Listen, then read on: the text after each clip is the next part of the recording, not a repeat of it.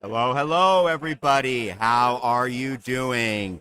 This is John Feuerhelm and Emma Mangles coming to you live from the Nova Open Age of Sigmar Championships. We're just getting things going here. It's Friday morning. It's round one. Up on the stream so far, we have Gavin Gregor with his Seraphon and Owen Jackson playing Sylvaneth. They're just setting up and deploying right now. Now, at the time, we don't have audio from the table. We may get that later. So as it is, we've got our expert runner, Tom Guan, coming back and forth from the table to keep us updated on the action. Emma, how are you doing this morning? I am so happy to be back at Nova Open after 3 years. Oh, I hear you. It's been so long, right? And we're doing it big. That's We're right. doing an 8-round GT. So after round 5, the top 8 players playing off in 3 more games. Oh, that's going to be amazing. We got so many games. That is 8 live stream games for you. 3 days of live streaming all day and all night.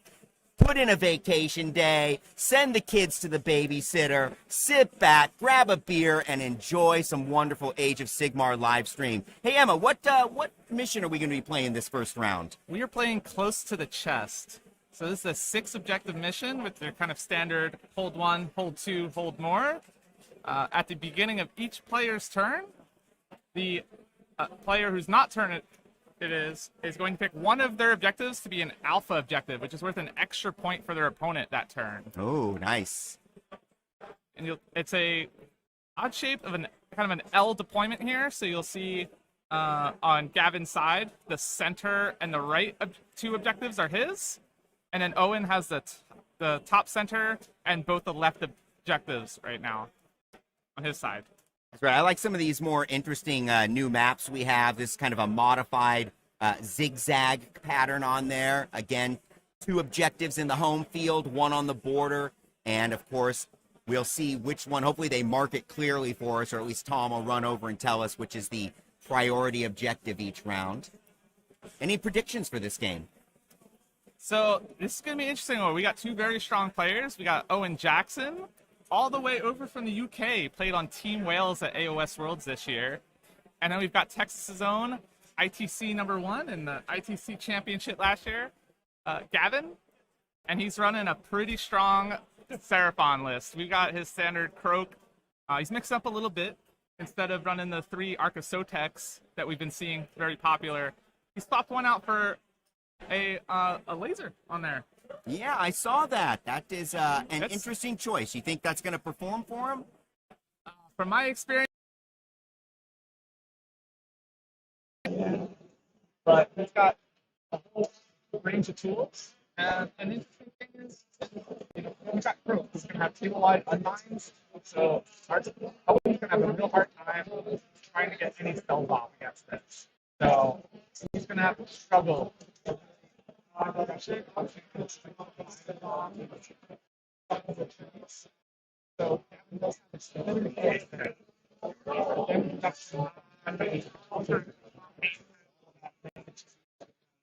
try to relay this stuff to you.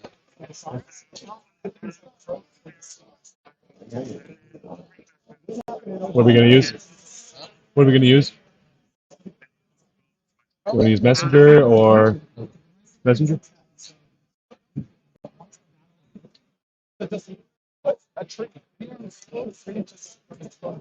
Oh, man, that is strong. 3 inches away. So he'll be able to just So for the objectives, so top down. Yeah. Let's 1, 2, 3, 4, 5, 6. Okay. So I'll tell you what's next. Okay.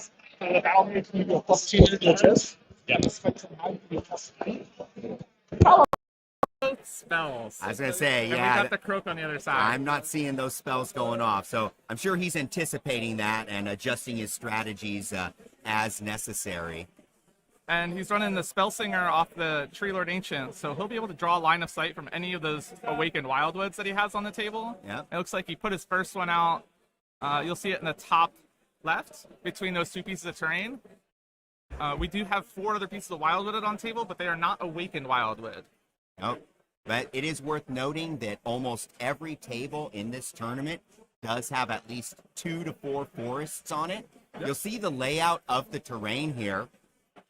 If you manage to make it to one of the GW Opens throughout the year, and this is a GW-sponsored event here at the Nova Open, you'll see this common layout. And I know, of course, the modern rules for AOS have player-placed terrain, but just to speed up tournament play and keep things moving, we have seen that GW and now the Nova Open have adopted this 8 pieces of terrain layout, which is 3 in the backfield, 2 larger pieces in the center, 3 in the front field, with ideally forests or area terrain, scatter terrain, something like that on the corners. So pretty much what you see here is what you would see if you looked at any of the tables throughout this building. And I wish I could spin the camera around, but I tell you, we are in a giant hall filled with, oh, I don't know, what was the final count on total players here? 140 players. 140 players, 70 tables of Age of Sigmar going on. It is amazing. It is amazing. Okay. Oh, was that? Is that a fist fight at the table up there? No. Okay, they're good. See They're good. Tom Guan in his patented outfit right here with his tote bag. Oh Standard yeah. Tom. He is our table scout, running back and forth, telling us what's going on at the table. And Tom will be commentating on some of the games this weekend. That's We've got correct. A rotating schedule here. Yes, we do. So we've got between myself, John Feuerhelm, of course, Emma Mangles next to me. We also have Tom Guan and Dayton Aubry. Dayton is, of course, over here on the side, being our engineer for the morning. So if everything goes wrong, you can blame him. If it goes right, it's due to my stunning presence and this table. We'll just kind of keep it that way. I can confirm that. So we have a nice rotating schedule. We'll have everybody mixed up. You'll get to hear all of our voices just enough, not too much. And hopefully by the end of the weekend, we'll all still have a voice by taking some breaks in between here. So this is going to be some great fast-paced action. Now, a couple other things.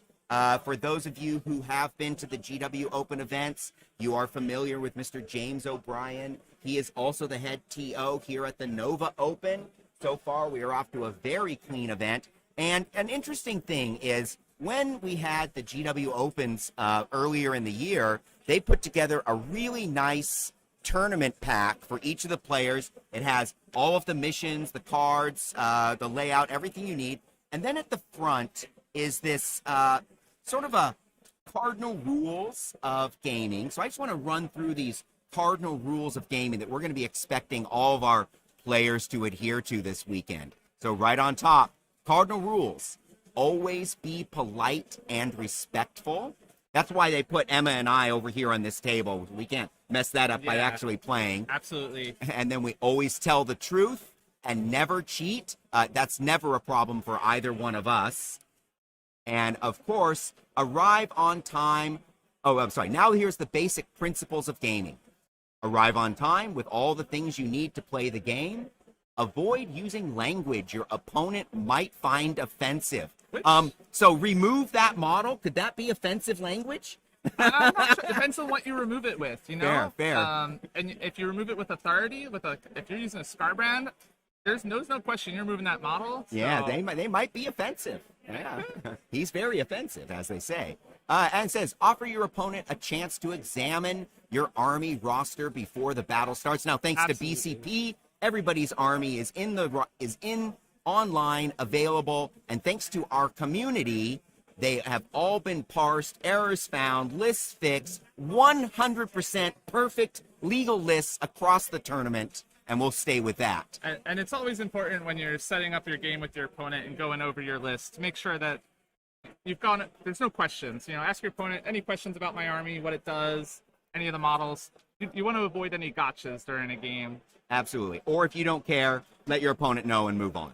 Absolutely. I know I tend to do that. You know, my opponent starts this big old speech about everything their army does, and I'm like, yeah. You don't have to explain your whole army off the gate. You No, just it's say, all good. Any questions? Yep. And if your opponents have any questions, Yeah, ask about one or two units and move on.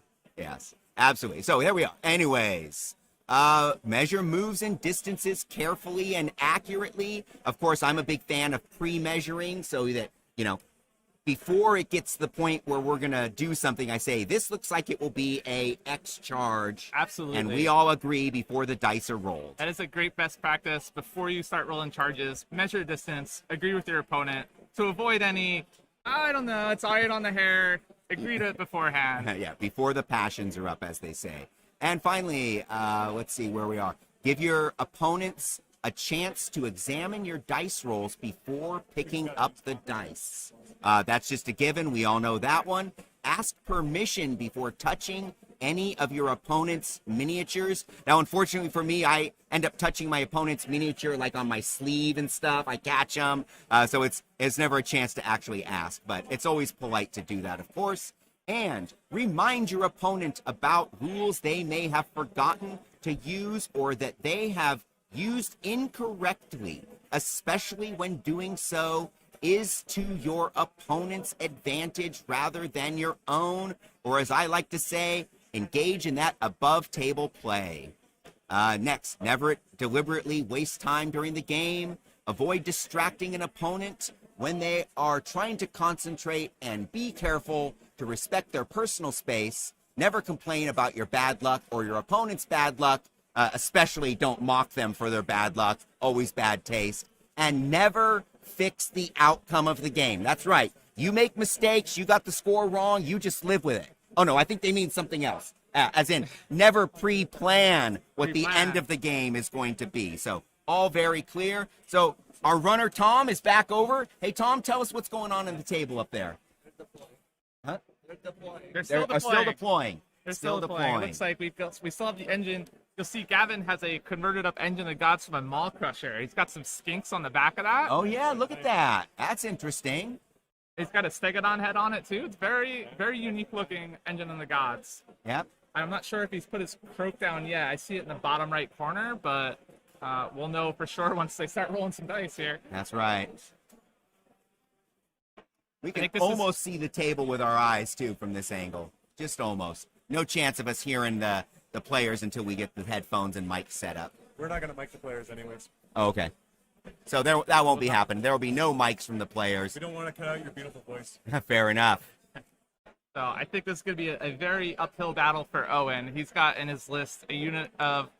He's got two Kurnoth Hunters, one with bows and one with scythes, which are both normally 2 damage, but Thunder Lizard's going to cut that to 1. And he's also got a unit of Revenant Seekers, which is 2 damage, which will now be 1. So we've already effectively gutted half of Owen's damage output and all of his spellcasting output with Croak here. So it's going to be very interesting to see what tricks Owen can pull out here out of his UK bag to show us what they do overseas. I have to believe that he knows what to do in this situation. Those mechanics are so common in the game right now that if you've come in planning for all your damage 2 and rend 1 stuff to tear everything up, you haven't played lately. So you have to have a plan for that. And we've got 2 Arca Sotex on Gavin's side, which are a nice, beefy 1-up save on them. But Kurnoth Hunters, they'll come in handy because they've got the Rend 3, but it's all damage 1 at the end of the day. It's not where he wants to put that damage. But these skinks here, we've got a unit of 20 skinks and 10 skinks. I see which that. They will just absolutely get removed if these Kurnoth Hunters, either of them, the bows or the scythes, touch them. Well, and we see, of course, Gavin knows that, and he's taking his 1 line-of-sight blocking terrain, that big old castle in the center of his deployment, and he is hiding those little gribblies out of sight. Gavin has, he's played a few games of Seraphon, I think. Yeah, so I've heard. He's got some 5-0s under his belt with this army. We have a view of the hall right now. You'll see all of these beautiful players playing Age of Sigmar. Hey, everybody, here we are. Here we are. See my buddy Matt over there. Wait, again, there he is. Hey, what's up, Matt? Mike Vaginos here. Hey, one Mike of our Vaginos. judges here. Wave, Mike. Yeah, all right. And we got Jordan back there, too, playing Matt Nuge, who's playing Beast of Chaos. He's out here from California. So we'll be looking at that game. Yeah. Trying to get some updates. We also have our infamous Basil playing Josh Bennett from Georgia. Ooh. Nice, another Seraphon, but on Daughters of Cain game. And over from the UK as well, we've got Leo playing Stormcast Eternals with a very interesting list with a Slan and a Comet and a Celtic Prime. Any dragons? And dragons. Okay. He's got the whole 6 Stormdrake Guard with a Knight Draconis. Okay, now And we're talking. He's just gonna drop a Comet with the Slan, because the Slan can actually cast a Comet, because it's not keyworded to Stormcast. Interesting. So he'll be able to put the Comet in your face, to cast Comet's Call, and then the Celtic Prime to do a whole bunch of mortal wounds to a whole bunch of units. Oh, that is great. Great. I tell you what, Emma, I hear something like that, and you know what I say to myself? Boy, I'm glad I play Nurgle. I shouldn't really. Now, it's a cool techie list. The problem is he drew Mega Gargants game 1. That tech is not going to be as effective. Yeah. Okay.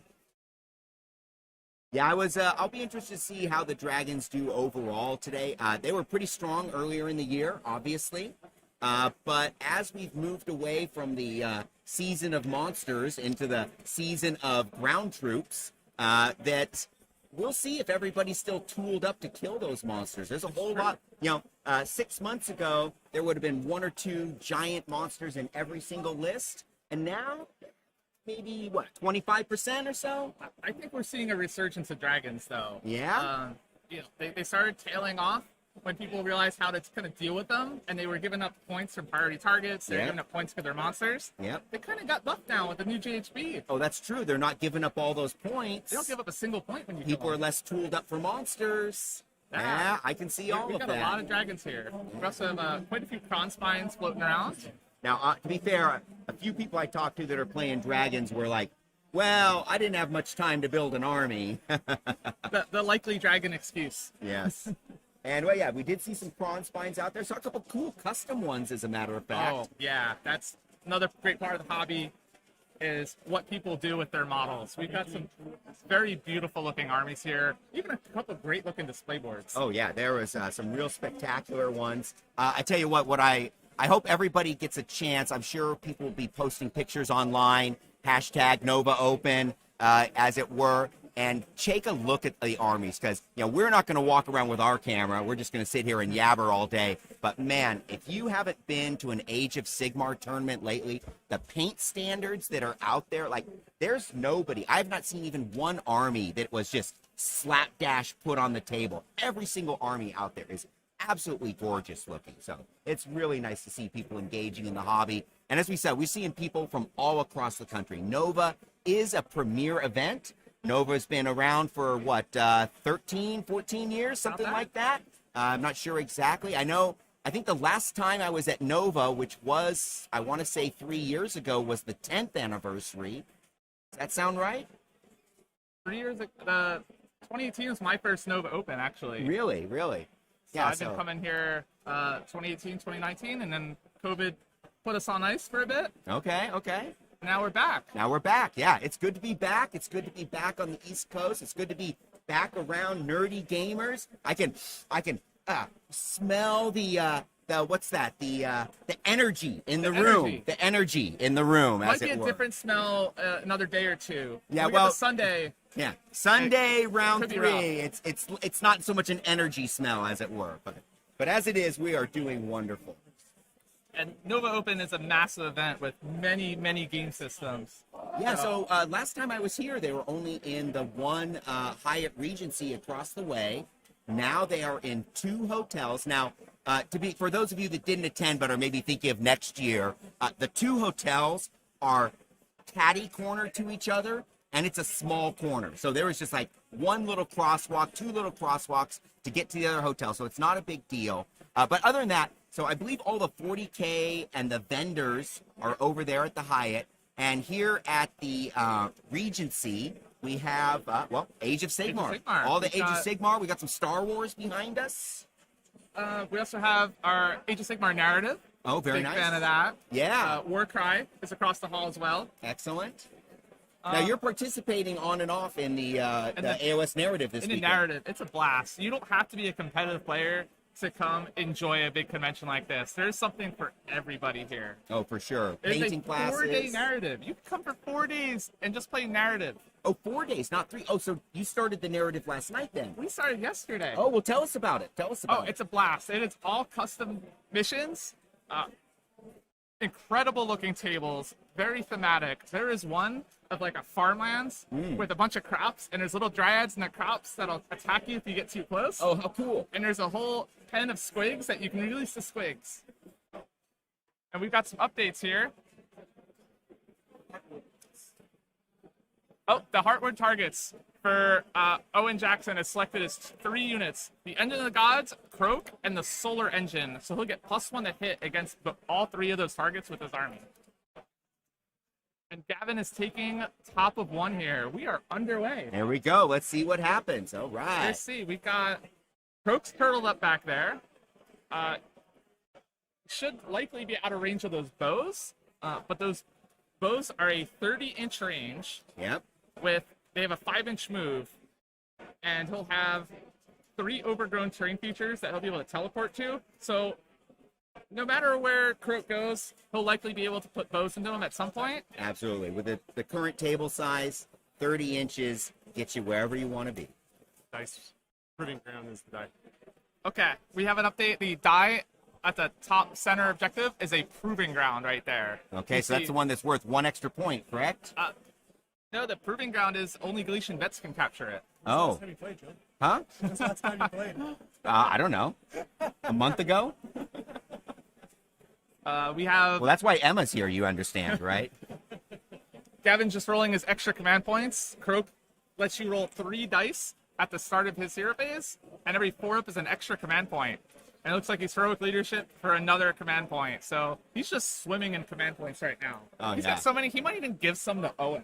Well, that would be generous. I don't expect that from him, but it would be a nice gesture. He is a very nice guy. I mean, these are both top class people. Oh, yeah, for sure. And that's what we expect from our champions, our top players. A little bit of class, a little bit of style. We have an update on our battle tactics. Desecrate their land. So, interesting choice. Little trouble from our technical side. They need a dictionary, apparently. Yeah, well, apparently OBS does not have a spell check built in. There's an A. Yeah, let's put that A in there. And, you know, I before E except in there.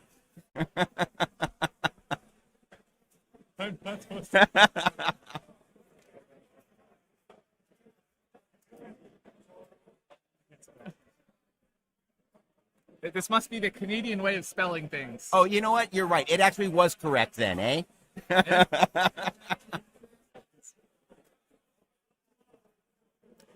You realize that's why people use abbreviations.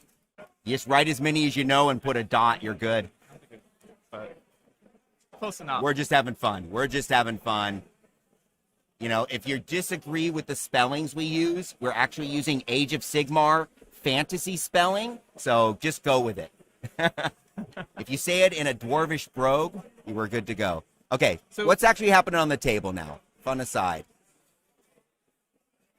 Well, I think we're going to start off with some spell casting, because what Gavin has is he's got a Skink Priest in there, so he'll be able to pick one of his units and roll 3 up, and give them +1 to hit, and run in charge.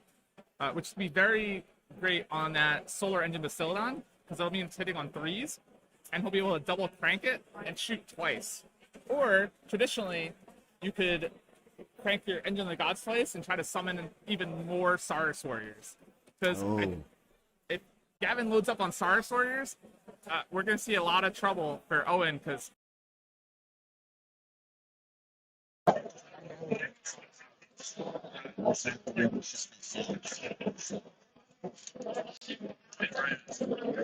and more updates from our Kingdom boss.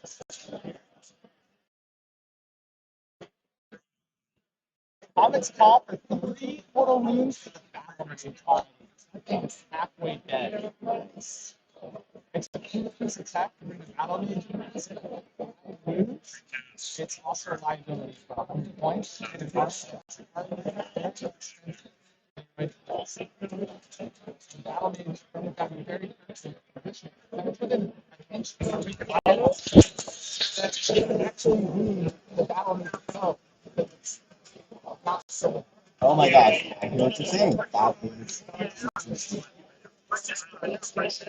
Was top players. You never make those. I would not expect a season player especially on these season portraits. Oh, Over the double season. and we do want to thank Season World for hosting this live stream. You guys like, subscribe, and follow them. And lots of good content. And just look below. So that you're looking at that, you see offers of wonderful content. The production value that they put on is outstanding. Overlays, games that they record, well, speed them up too. So it's a full competitive and now we get a lot of insight into the programs. Yeah, perfect for your lunchtime at work or stuff like that. And I don't know about you, I actually tend to put stuff like this in the background when I'm hobbying and on. So every once in a while. It's not that I'm a slow painter, it's that I stop to watch the TV with all the live streams too often. And we've got, I think, 5 channel regulars playing in the tournament. We got Jordan, of course. Oh, the Ridge. mic is not good? You guys hearing us? Hello, hello, hello. Can you hear us? Are we just not being close enough to the mic? Is this better? Me? Okay, It's cool. Now. So we've got Thank you. Jordan's playing currently against Beast of Chaos. Ridge, I'm not sure where he is. He's playing here too. Oliver, Carl, and then even Lionel brought his Nurgle here. That's so right. 5 Seasonal War regulars. Very nice, very nice. Yeah, I saw a few other top players out there. We've got quite a few. Jeremy Messier is here. Yeah. He decided to bring a very meta list yesterday to the Invitational of 6 Grimwrath Berserkers Yes. and just take the whole thing. Yeah. Well, what a smart aleck, right? Just comes What a in wise guy. with a goof list and just takes it all. We expect nothing less from him. So we'll be looking for We've got folks who call them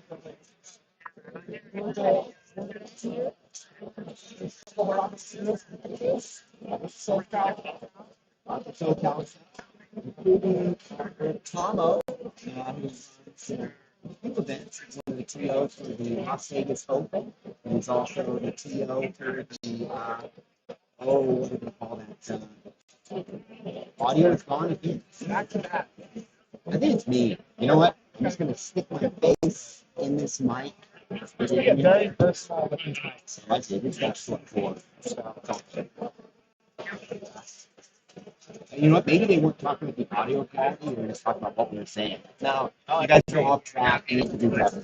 Sorry, guys. We will do better. So Kurt has used this command ability to get +1 save against fly to the engine and himself. Which is going to CP. For 1 CP?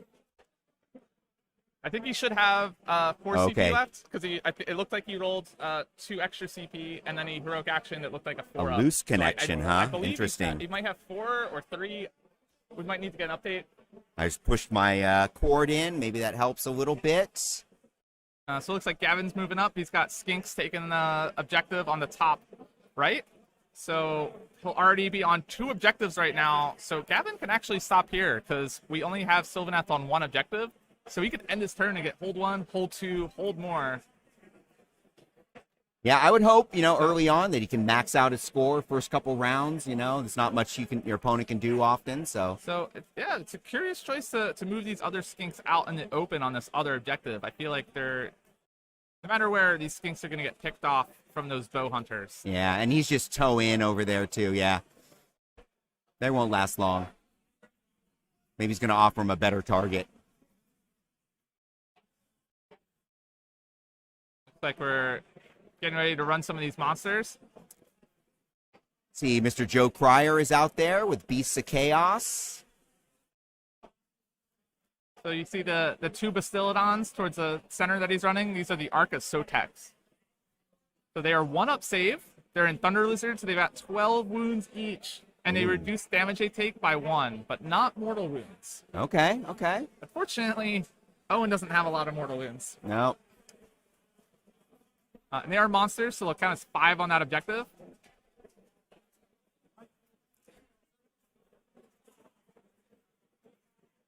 And I believe the icons next to the Wildwoods on the left-hand side, and then the big house in the top center are his overgrown terrain features.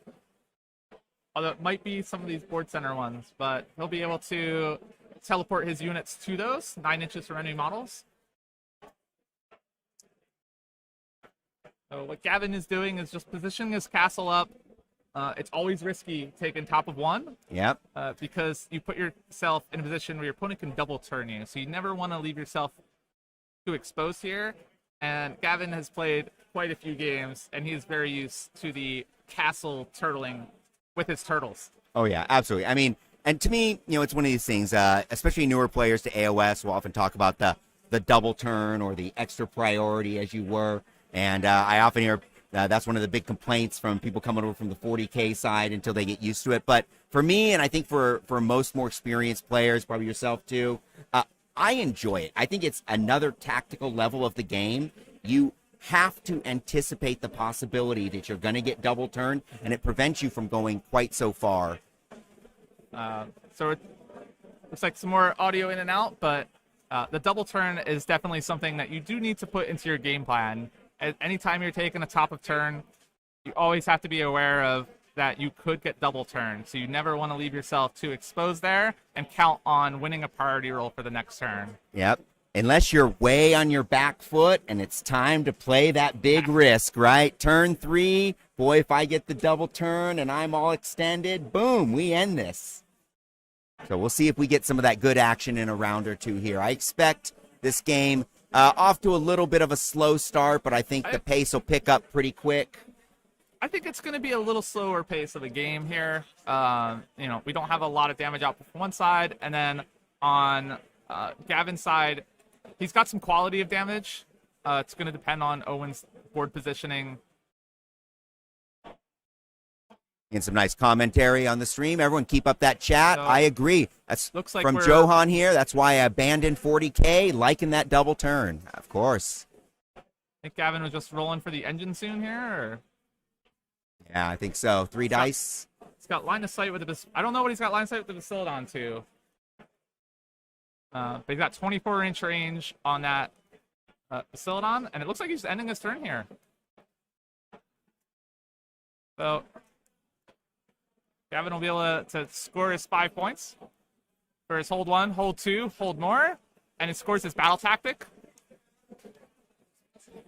You see, not a whole lot of damage output, not a whole lot of running up the table. Very conservative play here, because Gavin knows, it's essentially almost his game with the pairing here. So he's just going to make sure he's not giving Owen any room to potentially make up some ground here. He just has to follow his script here.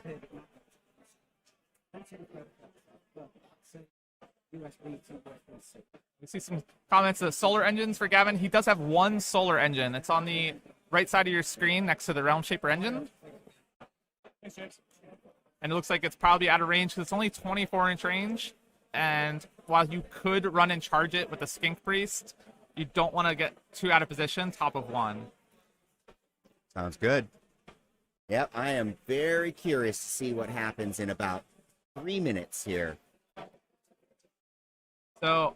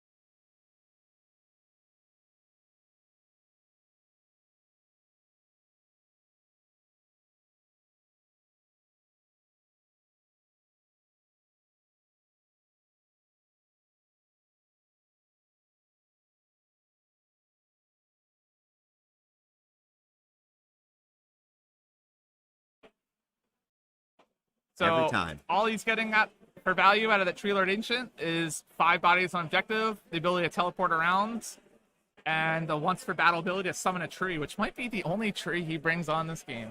Oof. Oof.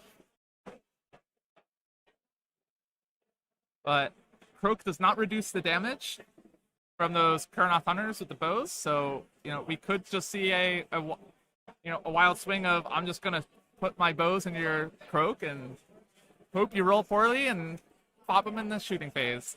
Well, they say, hope is not a strategy. Oh, Desecrate America's Land. Here we go. He's coming for Gavin's oil in Texas here.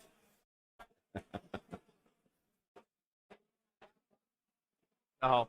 He'll laugh later when he rewatches the stream. Which you'll be able to rewatch on the Season of War channel. All of these games will be available later on. So if you missed any of our 8 games from our GT this weekend or our Invitational of yesterday of 4 rounds, you'll be able to watch those videos. Yep, over on YouTube, Season of War channel. Lots of good content over there. That's this channel. Oh, wait, that's right. You're already here. I guess there's no point telling you to come here because if you're listening to us, you already found it. That just means click like, click subscribe, leave a nice comment. Oh, here we go. He's already measuring out the Wildwood here. Yeah, we see it. So he can summon a Wildwood, but it's got to be 3 from all other models and terrain. And he's measuring the 9 to the Bastillodon there because when he teleports his units, he needs to be 9 away. So, Owens. They can't see this.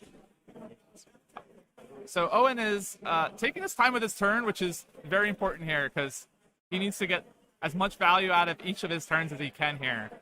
So, sometimes before you start throwing things on the table or moving, come up with your plan. Make sure it is the best plan you come up with at the time.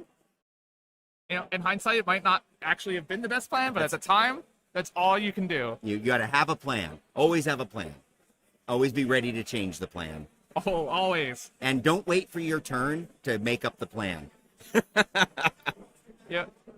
I imagine the kind of players we see on the stream right now, they come into this game with a whole sort of list of standard tactics that they're ready to play and put down, and it's a matter of executing these things.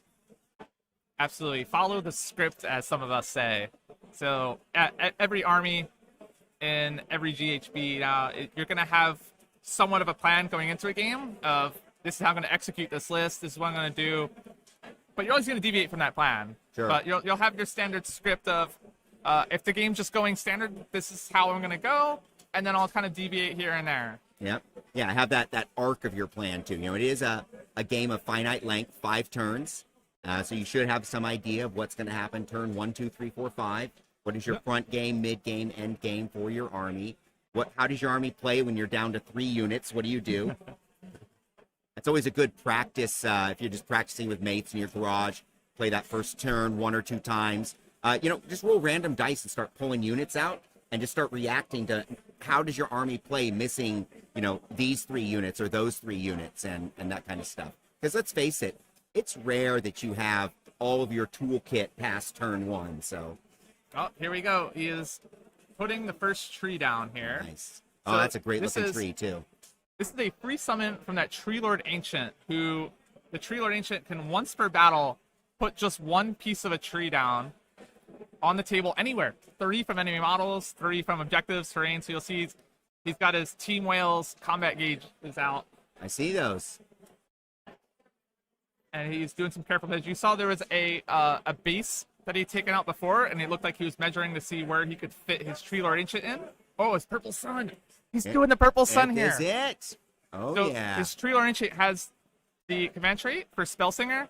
So when he casts a spell, he could draw line of sight from any Awakened Wild on the table, and he's gonna draw it from this, and he's gonna gamble. If he could Purple Sun, and then Purple Sun in there, he could hit 3 different monsters with it. Ooh, Oh, is that a 7. Unfortunate. Oh, but we have the reroll from the Dwindling, which is the Season of War. Oh, the Season of War channel. We got an 8. Can Gavin deny this with the Croak? All There we go. I'd say yes, but I'd say yes. Yep. it is denied. Playing with Owen's emotions there with that 2 first, but it is denied. That would have been big. That would have put a purple sun in between all 3 of his monsters there. You know, I'm a little disappointed it didn't happen. That would have been some pretty exciting stuff to see go off, but no, alas, I don't think we're going to see a whole lot of casting from Owen's side of the board, not without some sudden hot dice. Yeah, and he's only got 1 spell cast a turn with that Tree Lord Ancient, so I don't think we're getting that spell off. But you'll see these 9-inch sticks coming out pretty often from pretty much any Sylvaneth player. Yes. The movement phase, he'll be able to teleport a unit through the woods to any other Overgrown or Awakened Wildwoods. He's also able to teleport a Tree Lord Ancient through separately in the same manner. And at the end of in the combat phase, immediately after one of his units fights, he can strike and fade. So if he's wholly within 9 of one of these, he can teleport to another one. Oh, wow. That is awesome. Really? Sylvaneth is a very hit and run. You can't see me kind of armies. Makes sense. Makes sense. It's very thematic. Which is kind of reflected in their points, because it is very rough when you try to write a Sylvaneth list at first. Trying to think of, all right, I want to put all this stuff on the list and going, oh, I'm 200 points over. Yeah, I know that. Well, I mean, that's the same with pretty much any army we play nowadays, right? You want to take all the toys. You want to have all the cool stuff. Except when you use Seraphon. Yeah. You can put all the cool stuff in Seraphon and realize, oh, I'm only at 1,800. Yeah, no. Thank you. But here we go. We got the Tree Lord Ancient using his teleport. So setting up 9 from those skinks. So he won't even have to make this charge. He'll be able to, unless those skinks are expert conquerors, which they might be. We'll have an update for you on that shortly.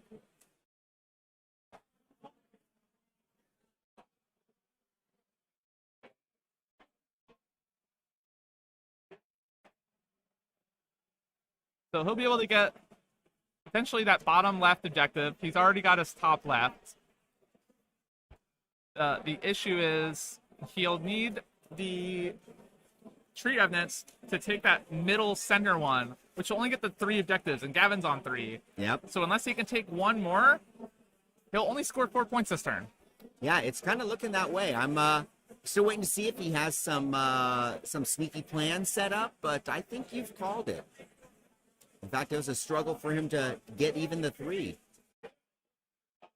Yeah, I think Owen might have deployed too much in that castle in the top corner. Yep. And it's cost him the mobility to get out where he needs to be. Because he's relying too much on his teleports. And if you can't summon trees where you need them, it's going to be very risky. He went all in trying to get that purple sun into Gavin's face with that free tree summon. I don't know how much impactful that tree's going to be, because if Gavin is within 3 inches of that Awakened Wildwood in the center of the table, you cannot teleport to it. Oh, okay. So he might have just kind of blown any other use of that at this point. Yeah, on Gavin's turn, all he has to do is just move that Bastiladon just ever so slightly, get within 3, and you can't teleport to it anymore. Right. Through the Wildwoods. Yeah, I don't know. I think he's got a tough time. That was a big gamble on the Purple Sun. Again, had it gone off, that would have been really strong, but he would have looked like a genius. Yeah, but the odds of getting it off were so low. We would have been like Owen Jackson with a big brain play, but it didn't go off, and now it's a big oof. Yeah, exactly, right? So Owen Jackson was running a 1-drop battle regiment, so he was able to make Gavin go first. And I'm just checking to see, Gavin does have expert conquerors on all of his unit of skinks. So he's got 2 units of 10 and a unit of 20. So those skinks on that bottom objective, it looks like he's got at least 2 on that objective, which means he has 6 models. Okay. Which means he's out that Tree Lord can't take that point unless he's got to have to clear 9 skinks in order to get that objective. Yep. Which is very, very doable. It is. Well, are these? Yeah, because they're not going to run away as soon as he targets them. So yeah, maybe he'll do it. And he's got a 30-inch reach with his Kurnoth Hunters with bows, which will 2 damage each against skinks. And skinks are only like 5 up save, or 6 up if you didn't take the shields. It looks like he has daggers, bolt spitters, daggers, and star bucklers on all of his skinks, so they're all 5-up saves.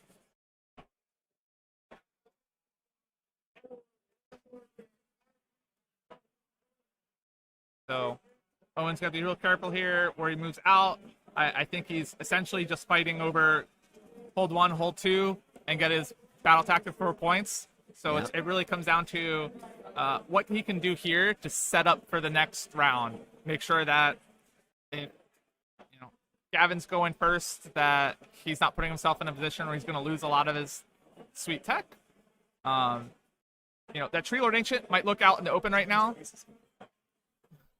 but there's no threat to that Tree Lord Ancient over there because that Bastiladon is a 24-inch range, and he's on the other side. He's in another zip code. He might as well be on another table at this point. Yeah, he's just going to be, waving at his friends pretty much. But you see, there's a lot of measuring because that Bastiladon, even though he's all the way off the right side of your screen, he's holding down the fort on 4 of the 6 objectives. So that's going to be tough to crack. And then there's also the measurements from your Engine of the Gods to measure from, because it's a random roll on that. You're going to roll 3d6. There's a chance you could do mortal wounds to something within 24 inches, or summon Cyrus Warriors, or a heal. Nice, very nice. A lot of utility out of there. So your Tree Lord Ancient is very safe, even though he looks like he's very out in the open.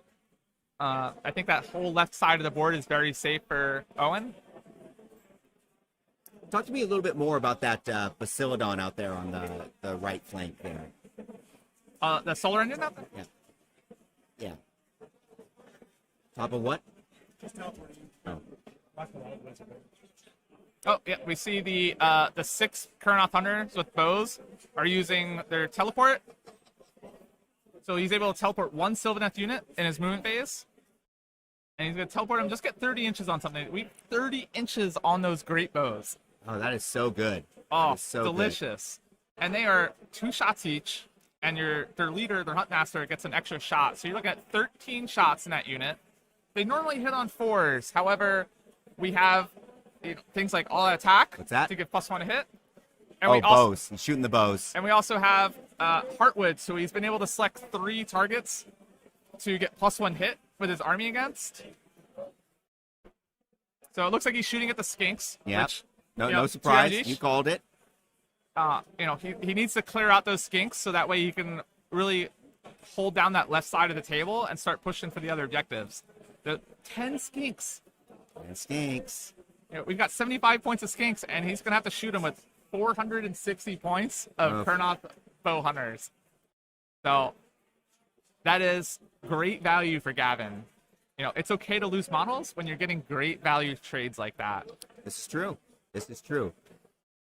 We've got 6 wounds through on the skinks, so not a whole lot of damage, unfortunately. Oh, man. But it looks like Gavin has elected to pull the closest ones off the interesting. objective. Okay. Which I guess looks he's like preventing the charge. He's preventing the charge, and it's not preventing Owen from scoring anything because he's only going to get hold 1, hold 2. He's not going to get the hold more, even if he leaves the skinks there. Right. So you want to keep the skinks around as long as you can there. Yeah.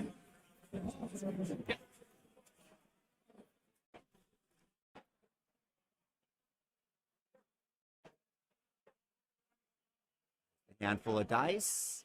It looks like it was the Tree Lord Ancient that shot first. Yeah. And now the Kurnoth Hunters are shooting to try to finish him off.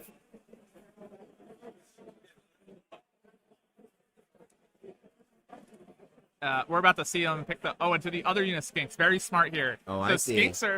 Skinks are very low bravery. They're only at 5 bravery. Uh-huh. So putting wounds on both units of skinks like this forces you to take a battle shock on one of them. Right. Because you can only Inspiring Presence one of those units of skinks. So guaranteed one of those 2 units is gone.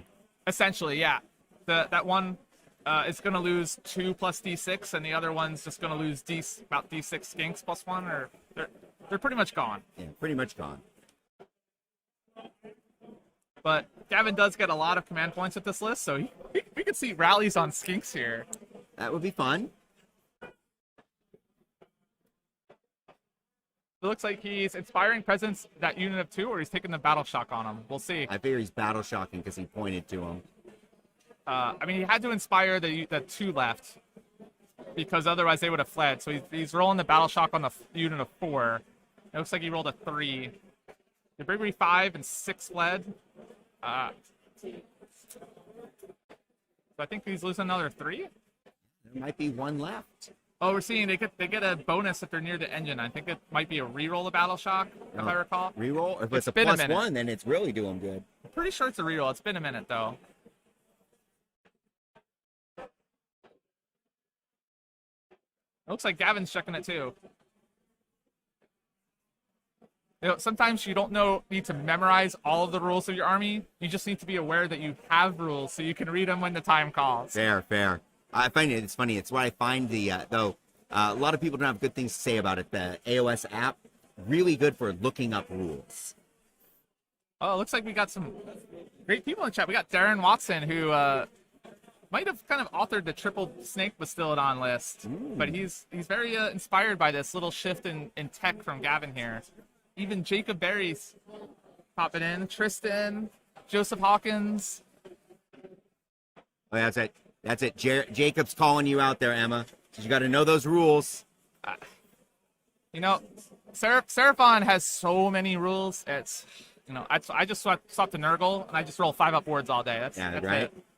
You know, it's a two-side thing. It's absolutely the ideal is you have everything memorized.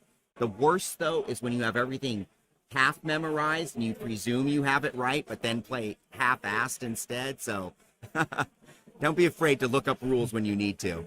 So it looks like those 4 skinks did flee from Battle Shock, but he did keep the other 2 alive, which will be a little problematic on that other objective. Yep, gotta do something about it. So that's 6 bodies on that objective, so, you know, he's gonna have to do something about those. Just getting every piece of value from all of his models that he can. So we'll have 4 points for Owen. You know, he's got 3 of the 6 objectives, so he got hold 1, hold 2, but not more. He deployed very conservatively in a castle because it was a 1-drop, so he just put it all down. Yep. And then Gavin was able to kind of deploy however he felt he needed, which great deployment.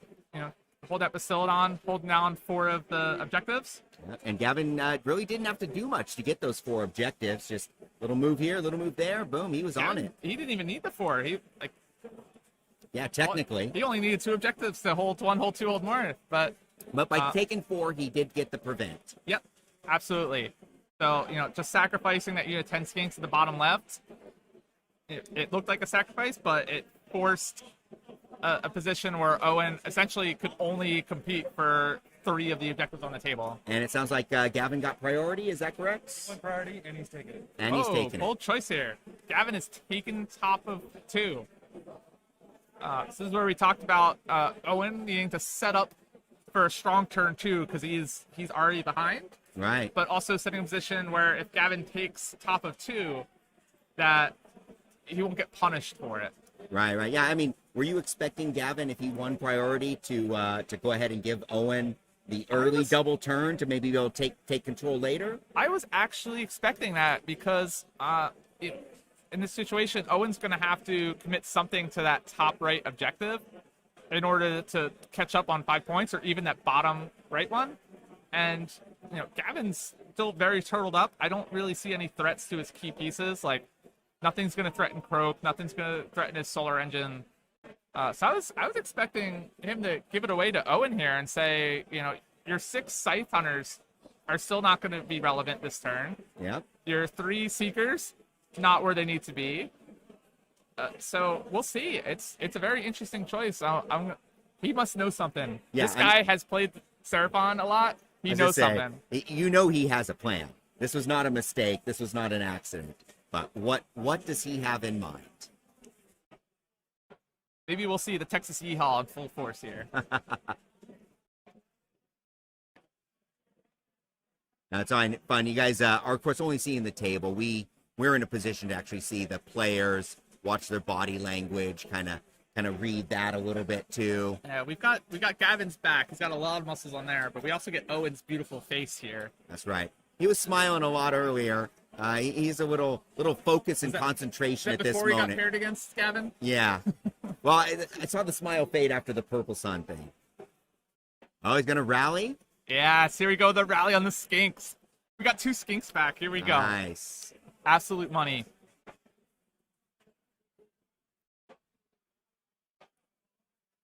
Beautiful.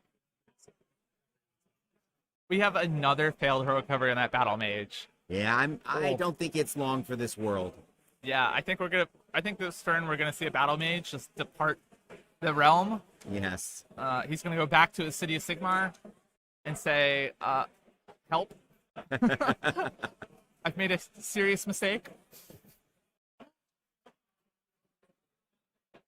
Because Croak has a spell, Comet's Call, Yes. and if he casts it, he gets to pick up to D3 units on the table to do D3 mortal wounds. But if he gets a 10 plus on the cast, not an unmodified, but a 10 plus, Yeah. he gets to pick D6 units. D6! That is ruthless. And Croak is already a +2 to cast base, and you can get up to a +4. Everyone you expect are what they Sounds good. Thomas reported from the field. We Turns out top players winning everywhere. In round 1. So No Gavin has selected upsets. Barge through enemy lines as his battle tactics. We need to get 2 of his units from his starting army wholly within his opponent's territory, which is very doable in this one. But he looks a little far with some of these units because these Bastiladons only move 5.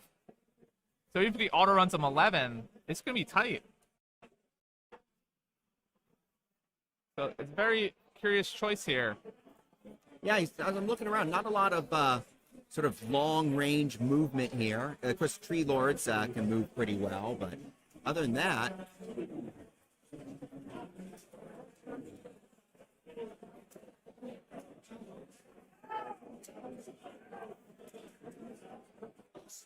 There he goes, the battle mage. Goodbye. Dun, dun, dun, dun, dun, It dun. was nice knowing you. Yeah, there we go. We have confirmation from the table. And he's starting to put some more wounds on the Tree Lord Ancient, just slow and steady. We have Tom out on the floor looking at things for us. Dayton up on the table reporting. Back to us at the table. I am your host, John Feuerhelm, with my co-host, Emma Mangles. Thank you for joining us here on the Age of Sigmar live stream at the Nova Open. It is an absolute pleasure to be here. It's amazing. Still, 140 players for those who are joining late. 140 players showed up. That is amazing. 5-round GT with a top 8 cut for 3 more games. So we'll be here in some capacity all weekend. That's right. You'll be able to catch 8 games between today. 24 hours or so of live streaming. Woo. Oh, man. Luckily, it's not all me. It's not all Emma. We have a variety of hosts for you this weekend. We're going to mix it up, see what we can get going here. Going to have nothing but fun. Well, we're going to have fun. We're going to have a blast. And I hear the bar is opening pretty soon, so we might even be having a little more fun than we'll you can handle. We'll probably know when we see half of the room start leaving the room to go out. Fair. It's probably the bar opening. Fair enough. Fair enough. But we got a great crowd of people here from all over. We have folks from the UK, Canada here, obviously Season of War. People from all over the US. I saw a group that it's their first event ever. They're from North Carolina. Really? As a group, they're coming to first event. That's amazing. They came and it's their first event. Yeah, I mean, Age of Sigmar, brings in people from all over the world. And the game is so accessible, right? It's just a game that's easy to get into, easy to learn the basics, and fun. This is just a fun game. If you're listening to our voice, I'm sure you're an Age of Sigmar player. A lot of us are ex-40K players. I know myself, back in the dark days, played 40K for many years. So this wonderful game, Age of Sigmar, came out, and I was like, oh, this is for me. Beautiful models, better attitude from the crowd. Heck, everything about it is just wonderful. And what can I say? Fun missions, cool missions. You meet stuff. A wide variety of people in the Age of Sigmar hobby, and they are awesome. That's Every right. one of them. That's right. You come here, have friends. You don't have to be a top tier competitive player to come to an event. Nope. You could just come, have fun, just play 5 games, enjoy your time. Oh, we got the Hargast has entered the table. So Hargast is set up wholly within 12 normally. Okay. We have a Saurus Ashleth Mariner that is within 12 of Croak, which means he gets to extend the range by 6 inches and get +1 to cast. So it's already giving Croak a +3 to cast, and it puts the Hargast out wholly within 18. Oh, wow, that is nice. And then the Hargast Yeah? will move 8 inches at the end of this hero phase.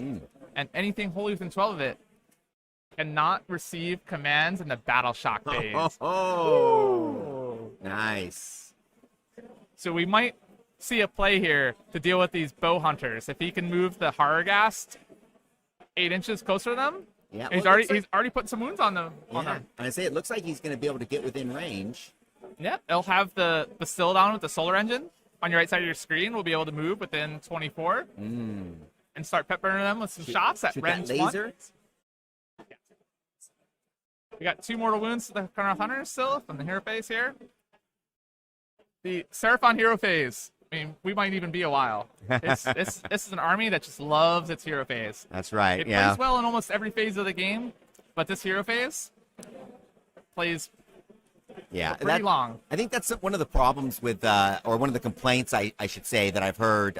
Certainly came up at some events that I ran earlier in the year. Seraphon players, they're engaging and doing stuff in every phase of the game, which is fun and great as a player.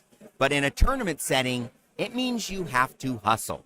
You cannot diddly-dally and take your time through every phase of your turn, consuming half the clock. So, if you're a Seraphon player, I would say practice, get fast, and do stuff. Have a plan. Especially the hero phase, to me, is one of those ones where you can write a script, as it were, for your hero phase and just march down the line. Boom, boom, boom, boom, boom. If you're humming and hawing in your hero phase, man, that burns up the time. Absolutely. You'll hear time and clocks sometimes. I know clocks can be very intimidating for people, but they can also be a great learning tool. Oh, yeah. So I had somebody tell me that they play too fast. And I said, try a clock, because that'll tell you how much time you have left in a game normally. Right. Like sometimes a clock can say, all right, you know what? I don't have to play at this pace. I can slow it down a bit because I'm finishing my games with plenty of time that I could have used to think and come up with maybe a different strategy. And it doesn't always have to be a chess clock. I have little timers that I bring to my games. It just keeps time on the table without, kind of putting any pressure on any one individual. It just seems that having the numbers counting down right there makes everyone aware of it. So we're off to the movement phase, off to the races. Yep. All right, Gavin has barged through enemy lines, so he needs to get 2 of his units wholly within Owen's territory, which is kind of an L-shaped pattern here. So the board's essentially cut in half, except the 15 inches in from the right side of your screen is Gavin's territory, and it goes up 22 inches from the bottom of your screen. So he's going to need to get a second unit 22 inches up the table and more than 15 from the right side of the table. With a very not too quick army, so I'm very curious to see what he does here to get that second unit wholly within Owen's territory here.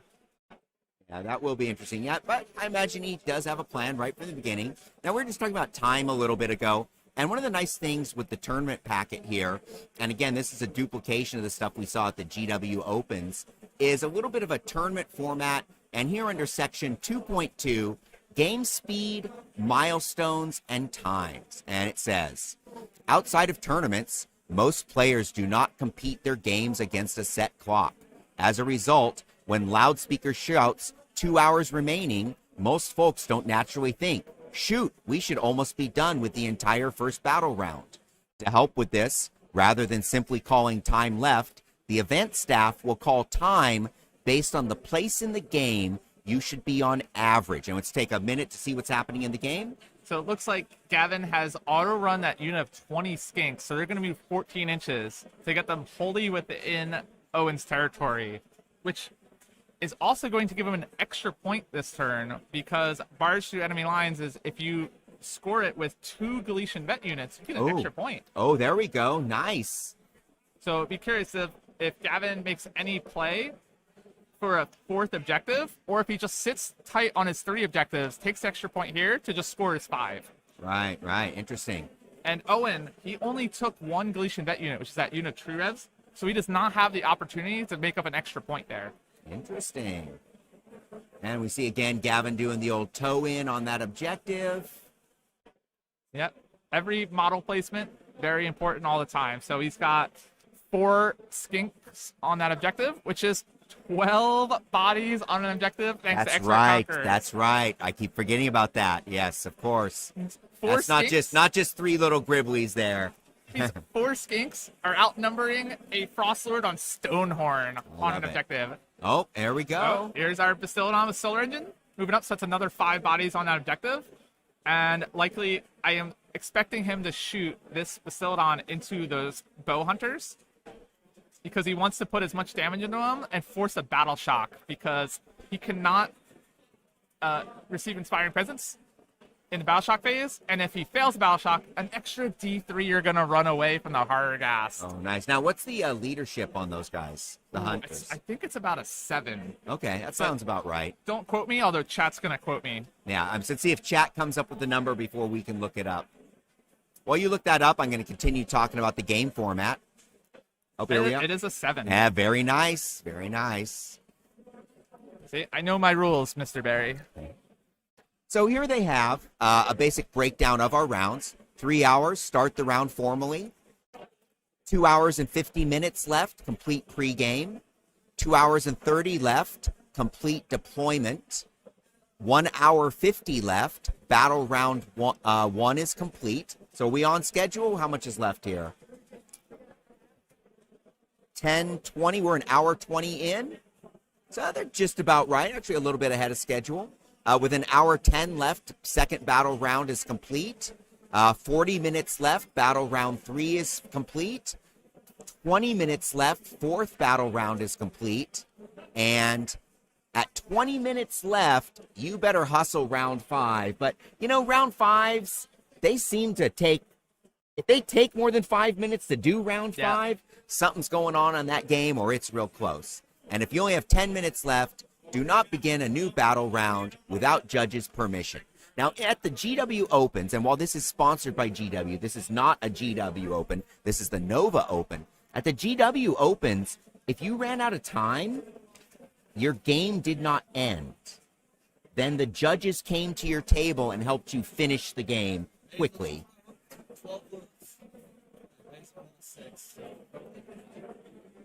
Nice. Thank you, Tom. Here, Basil's Croak took 12 wounds. 12 wounds. Oof. And rolled a 6, so he didn't die. All so good. Croak has the ability that at the end of each phase, you roll 3d6. I think it is.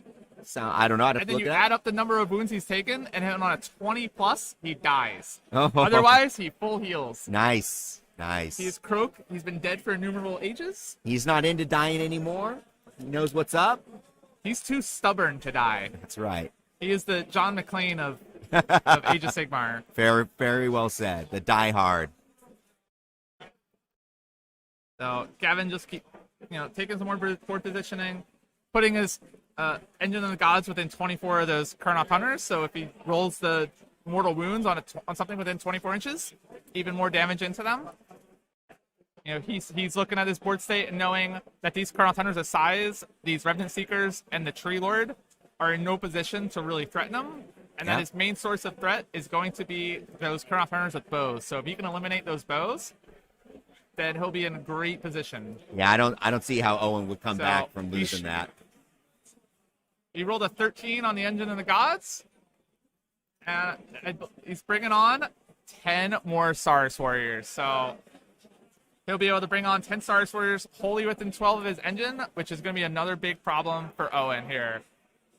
So those Saurus Warriors, they do get the the scaly skin, or get the exact rule name there, but they'll reduce their damage taken by 1. So all of Owen's army will just do basically 1 damage to all the Saurus Warriors. And it's just more stuff that Owen's going to have to try to kill in a game where he's already trying to find every ounce of damage output he can, just to deal with what was in the starting army. So this is the start of the shooting phase where this triggers. It'll be interesting to see what Gavin chooses at the end of this shooting phase, because he'll be able to spend a command point to either roll the engine again or shoot the Bastillodon again. Very nice. For those of you that aren't familiar with the Engine of the Gods, another classic unit for the Sylvaneth. But basically, they get to. Seraphon. Thank you. S, whatever. It's all the same. Anyways, he's going to roll 3 dice. Yep. Well, it's normally 2d6, but if he's within 12 of a slan, and Croak is a slan, you can roll 3d6. Very nice. And so it's either 2d6 or 3d6. He's in 3d6 mode. It looks like, as long as you don't roll all ones where you hurt yourself, after that, good stuff happens. 4 through 8, the engine thrums furiously and a brilliant white light shines forth. Heal D3 wounds within 12 inches. 9 through 12, bolts of azure energy shoot forth and engulf the foe. At that point, we're going to cause D3 mortal wounds. 13 through 17, which is what we have now. Sudden pulse of starlight. You can set up a unit of 10 Starus warriors. So Gavin is into shooting. He's shooting the Bastillodon into those Kurnoth Hunters. Force through 5 saves. And these are 2 damage each. So he's going to pick up 1 Kurnoth Hunter. And some wounds will carry over to the other. Yep. That's it. He's drawn. He's got the battle shock happening at least. But he needs to kill another one to actually put him in a position where he can fail that battle shock, because there's still bravery 7. Yeah. So right now, even on a 6. And are they getting a +1 to their bravery over there too? I don't think they get any bonus for bravery right now over there from anything. There's nothing in the unit that gives them +1 bravery. And I don't see him within range of anything that would give him inspired. So just a few more wounds coming through on him. Expressing his opinion of the... He's all smiles too, which is great to see. Yeah. I feel like Owen can smile at almost anything. You could probably do almost anything to his arm. So you could table him and he'll still hug you. That's right. Well, you know how it is. If you get upset by picking up little plastic men, this is not necessarily the game for you. So win or lose, you've got to learn how to have fun when you're playing these types of games. So at the end of the story, only one person gets to win all their games. And that's it. So we did not get the forced battle shock. He was not able to get enough damage through. So Gavin will pick up his 5 points for hold 1, hold 2. Did not get hold more because he's only got 3 objectives, but scored the extra point for barge through to still get his 5 points. That's right. That's right. Which is all you're really looking to do is just pick up your 5 points a turn. Yep, and if he can deny Owen one more point this turn, if Owen doesn't do something special, he's going to be really on his back foot. Hard to catch up. Yeah, Owen's in a world of hurt right now because he's already down 1 point, and he's going to need to catch up, which means he needs to take an objective off of Gavin this turn. And it looks like we've got 2 of those Arca Sotex on that bottom middle objective, which is 10 bodies. So that Tree Lord is not going to be able to take that. And then we've got the Solar Engine and a whole bunch of skinks holding that top right one, which are expert conquerors. So he's going to need to get quite a few bodies onto one of the objectives and do quite a bit of damage. And those Scythes and the Revenant Seekers are not in any position to make that happen.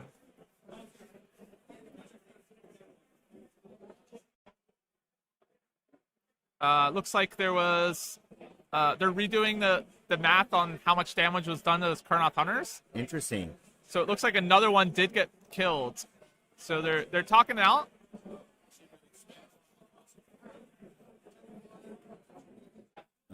Fist bump. Very We nice. got a fist They bump? Must have agreed. Must have agreed to something. It's out of battle shock. It's a 2. If it is, 2. it's fine. He's good. Big giant smiles on Owen's face. And it looks like Gavin has rolled to dispel the horror ghast. Ah.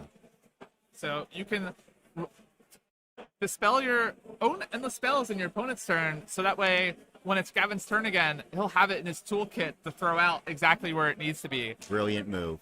Otherwise, what Owen could do is dispel the horror ghast at the start of Gavin's turn, and you can't resummon it that turn. All right, a little denial. Well played. And with Croak being on a +4 to cast, you're not going to unbind him anyway. So you would just dispel the Hargast. And an easy summon for Gammon again. We'll see how long it takes this event for Gavin to get his first miscast with Croak. Do we think that we'll see it this game, or? Oh, we'll see. No, we'll save that for round 7. All right, round 7 it is. We'll put it on the books. Yes. You heard it here first. I suspect we'll see Gavin again on the live stream a little bit later. So Owen into the planning stage. He needs, like I said, he's down 1 point. He needs to capture one of Gavin's objectives to get to 5 points for this round, which will still put him down 1 point. So he's got to be very careful with how he achieves this, because after Owen's turn, we're into another priority roll. Yeah, and it looks like he's gonna maybe be going for that bottom center objective. There's a lot of bodies on the top right objective, so I can see the choice. But boy, that is right down in Gavin's castle too. So yeah, whatever you put there. We had a heroic recovery on the Tree Lord Ancient to start healing that up again, because Gavin's just been putting his Comet's Call mortal wounds on that Tree Lord Ancient to start chipping away at it. Yep, just chipping away. Chop that tree down. So we're looking at picking up that unit of 4 skinks that are at the top right, with Outmuscle as his battle tactic. So Outmuscle is you pick a Galician veteran unit that's contesting a proving ground, and if you kill them, you get 2 points. Ooh, very nice. And with Skinks, it should be an easy pickup for a bunch of bow hunters. Yeah, yeah, that little 4-man unit there, it's looking pretty dead. But we'll see what happens. After all, you have to roll dice. And when you have to roll dice, anything can happen here.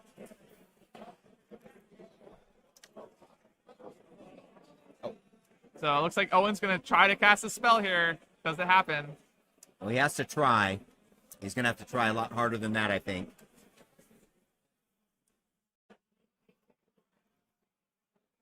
Looks like he's using his reroll from the Dwindling, which is a Season of War.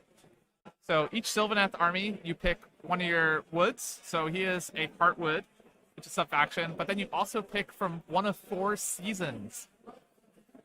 Interesting. And the very popular one right now is the Dwindling, which will give him 1 reroll for a cast, unbind, or dispel each turn. Well, that's real good. I mean, when you're running it now. When you got a purple sun in your list, a reroll is amazing. Yep. I imagine in his next 6 games, it's going to do wonderful. Oh, I am rooting for Owen here too, Tristan. We've got 2 great players. I am really curious to see how Owen can pull this out. I think he's in a very rough position here. Yeah, he is a top great player, though. He's a great player. It's still a dice game. Yep. We're only on round 2, so there's a lot that can happen. But at the same time, it's looking still a dice tight. game. Yep. Looking tight. Another thing is sometimes you'll be in rough matchups, and it's important to play them out because you'll learn, you'll get better, and more importantly, you want to keep your games close because this is a 5-round GT, but there's a top 8 cut for the final 3 games. So every point matters. And we will have 4-1 players making that top 8 cut. So no matter what, one of these players could lose this game and still very well make that top 8 cut, and we could see them even make it to the final. Absolutely. We could see these same 2 players at the end. Oh, wouldn't that be poetry right there? That would. Play somebody first and last. And then the round. loser of the first game beats the winner of in course, the final game. It would have to be underdog mode. It would be great. So we had a question about grand strategies. We have Show of Dominance from Gavin, which I believe is to kill all of his opponent's battle line. It's a very interesting choice on that one. And we have Take What's Theirs off of Owen. So he'll want to have more of his units wholly within Gavin's territory, which I am not in this table state. I'll be surprised to see how that happens. But it's normally a very great grand strategy, especially for Sylvaneth, who can teleport all over the place. Right. Normally just right in there, not even an issue. The map layout, the zigzag maps, do add a little bit of a challenge to that because of the odd table shape. But if you think about it, Owen can actually send all his stuff into that top right corner, and that is his opponent's territory. So there's some options. He also can come down into that lower left objective real hard and get him there. And I think that would be the spot too if he wants to teleport anything, because I that might be a overgrown terrain feature down there, and he'll be able to teleport to it.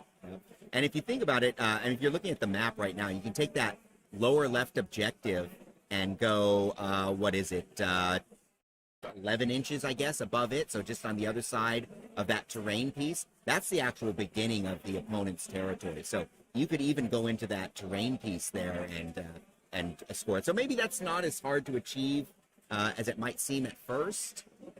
But he needs to do some other stuff before we get to that point, that's for sure.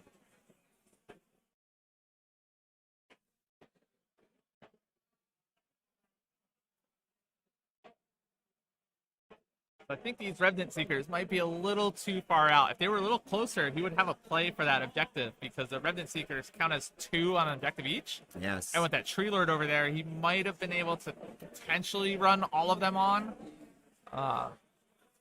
But it's going to be very tight. I don't know how Owen's going to pick up that 4th objective for Hold More. No. So we could see another 4-point turn here. Kind of think that's what we're looking at. Again, you never know. We have some dice ahead of us. There might be some amazing strategy. Owen is not smiling. He's back into focus mode. He's in very serious mode. Like, Yeah, the look at that. Americans just threw his tea into the river, and he is looking for a way to get back here. Yeah, this man is focused. There is a if you could see the little symbols and the decision trees in front of him, they'd be swirling.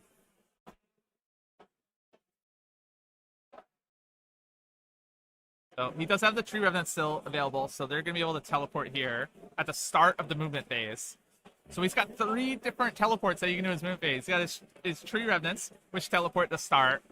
He's got his Tree Lord Ancient, who can walk his own paths. Oh, wait, what? Yo, yeah. Okay. And then he's also got the Sylvaneth Allegiance abilities to teleport a unit as well. So if you blink, you might miss what looks like an entire turn, but no, he's just teleporting everything. That's great. Look at that. Oh. Looks like we still have a lot of games going on around the hall. Yeah, I don't got think a lot of- anybody's finished yet. About 3 games finished? Okay. Oh, 3 games finished already. Fast players. Yeah, there must have been something like Scarbrand on Giants. Oh?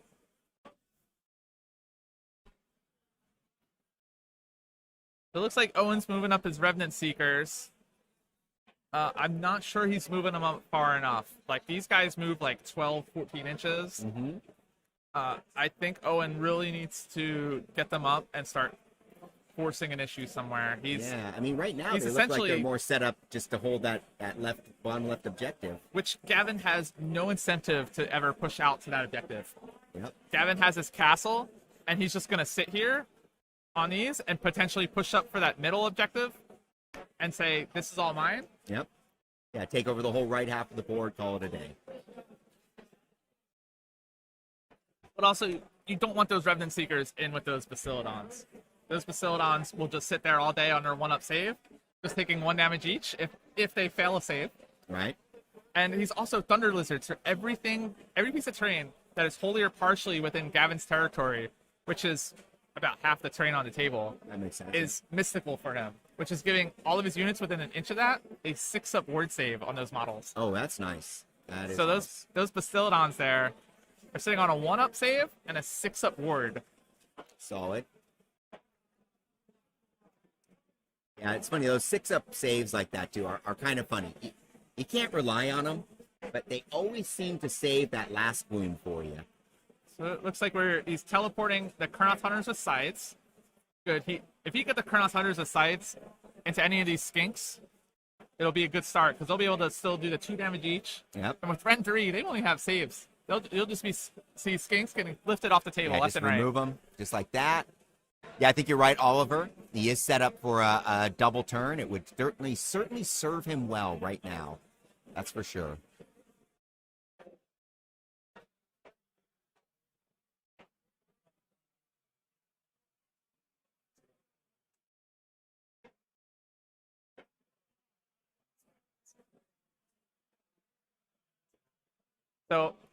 So the Revenant Seekers have brought back a Kurnoth Hunter with bows. They have an ability, they get to pick a unit fully within 12, and on a 2-up, they get to return a model that has a wound characteristic of 5 or less to that Wow. unit. Okay. Perfect. And that only triggers in his movement phase.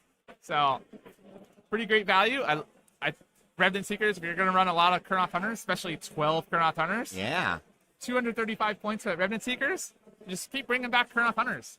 Yeah. Nice. Yeah. In fact, that unit would be full if it wasn't for whatever discussion they had that caused an extra model to be pulled out of there. Yeah, but every Kurnoth Hunter with bow back on the table is great value for Owen, because he's going to need all that damage output to clear all these skinks. Yeah. Well, they're the ones that have to do a lot of the work in his army right now. They are the workhorse of this list right now in this matchup. They're the powerhouse of the cell. Yep. The They're the mitochondria. They're the mitochondria.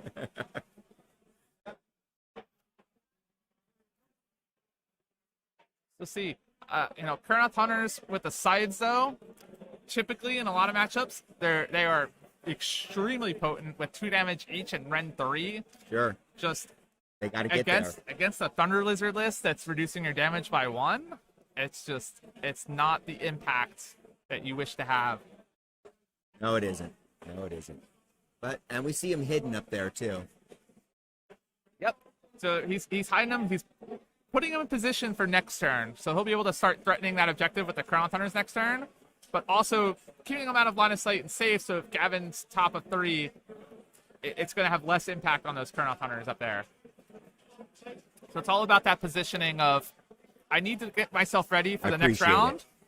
but also put in a position that if I don't have the next turn, I don't lose the game.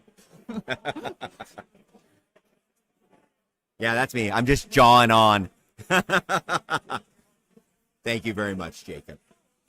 Did you see Jacob had to add someone for you there? Mitothondia. Myothondia. The Kurnoth bows are the Mitothondia of the Sylvaneth Glade. That's right.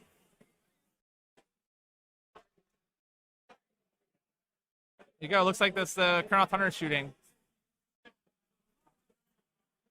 Gavin's making his saves, and there we go. That is overkill. Yeah, no surprise there. No surprise. So that is his battle tactic, out muscle. So Owen has secured his 4 points this turn nice. for hold 1, hold 2, and his battle tactic.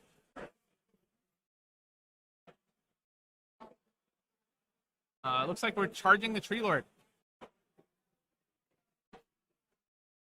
He's going to spend a command point, re-roll that. Is that 11? Wasn't sure if the symbol is a 1 or a 6. It looks like he's getting in. Oh yeah, must have been an 11. The Tree Lord.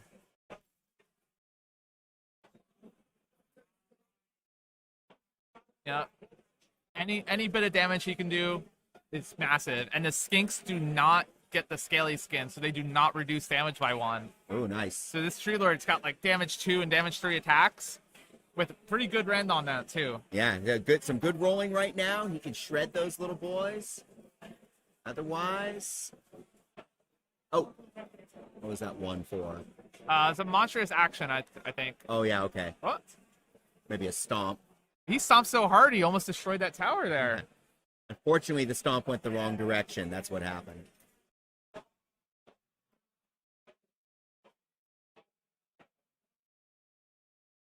So it might have been Aurora or Monstrous Rampage. I'm not sure, but he rolled a 1. Dayton is out wandering the floor, checking out the action, seeing who's going to be good for the next live stream. There's a lot of great players out here Yeah. today. So the CP count is not updated at the minute. The score should be correct at the the moment. score is correct at the moment. Yeah.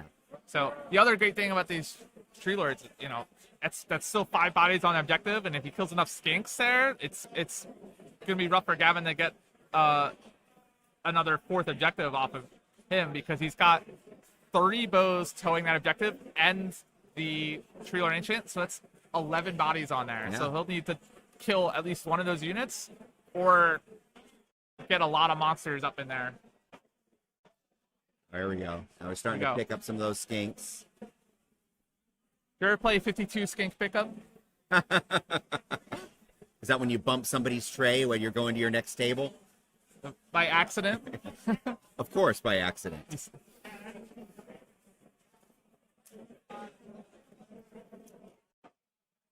I do not have an update on what the players had for breakfast. Maybe we can ask them after the game. We'll do a post-game chat to see what they had for breakfast, what these champions eat.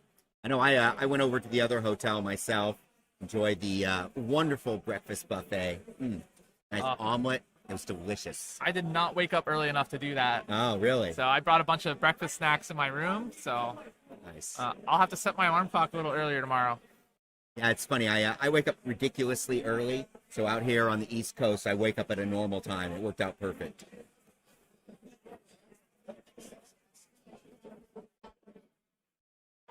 And as we predicted, 8 points. Oh, and he has strike and faded that Tree Lord Ancient all the way out, so he's nice and safe. Yeah, look at that.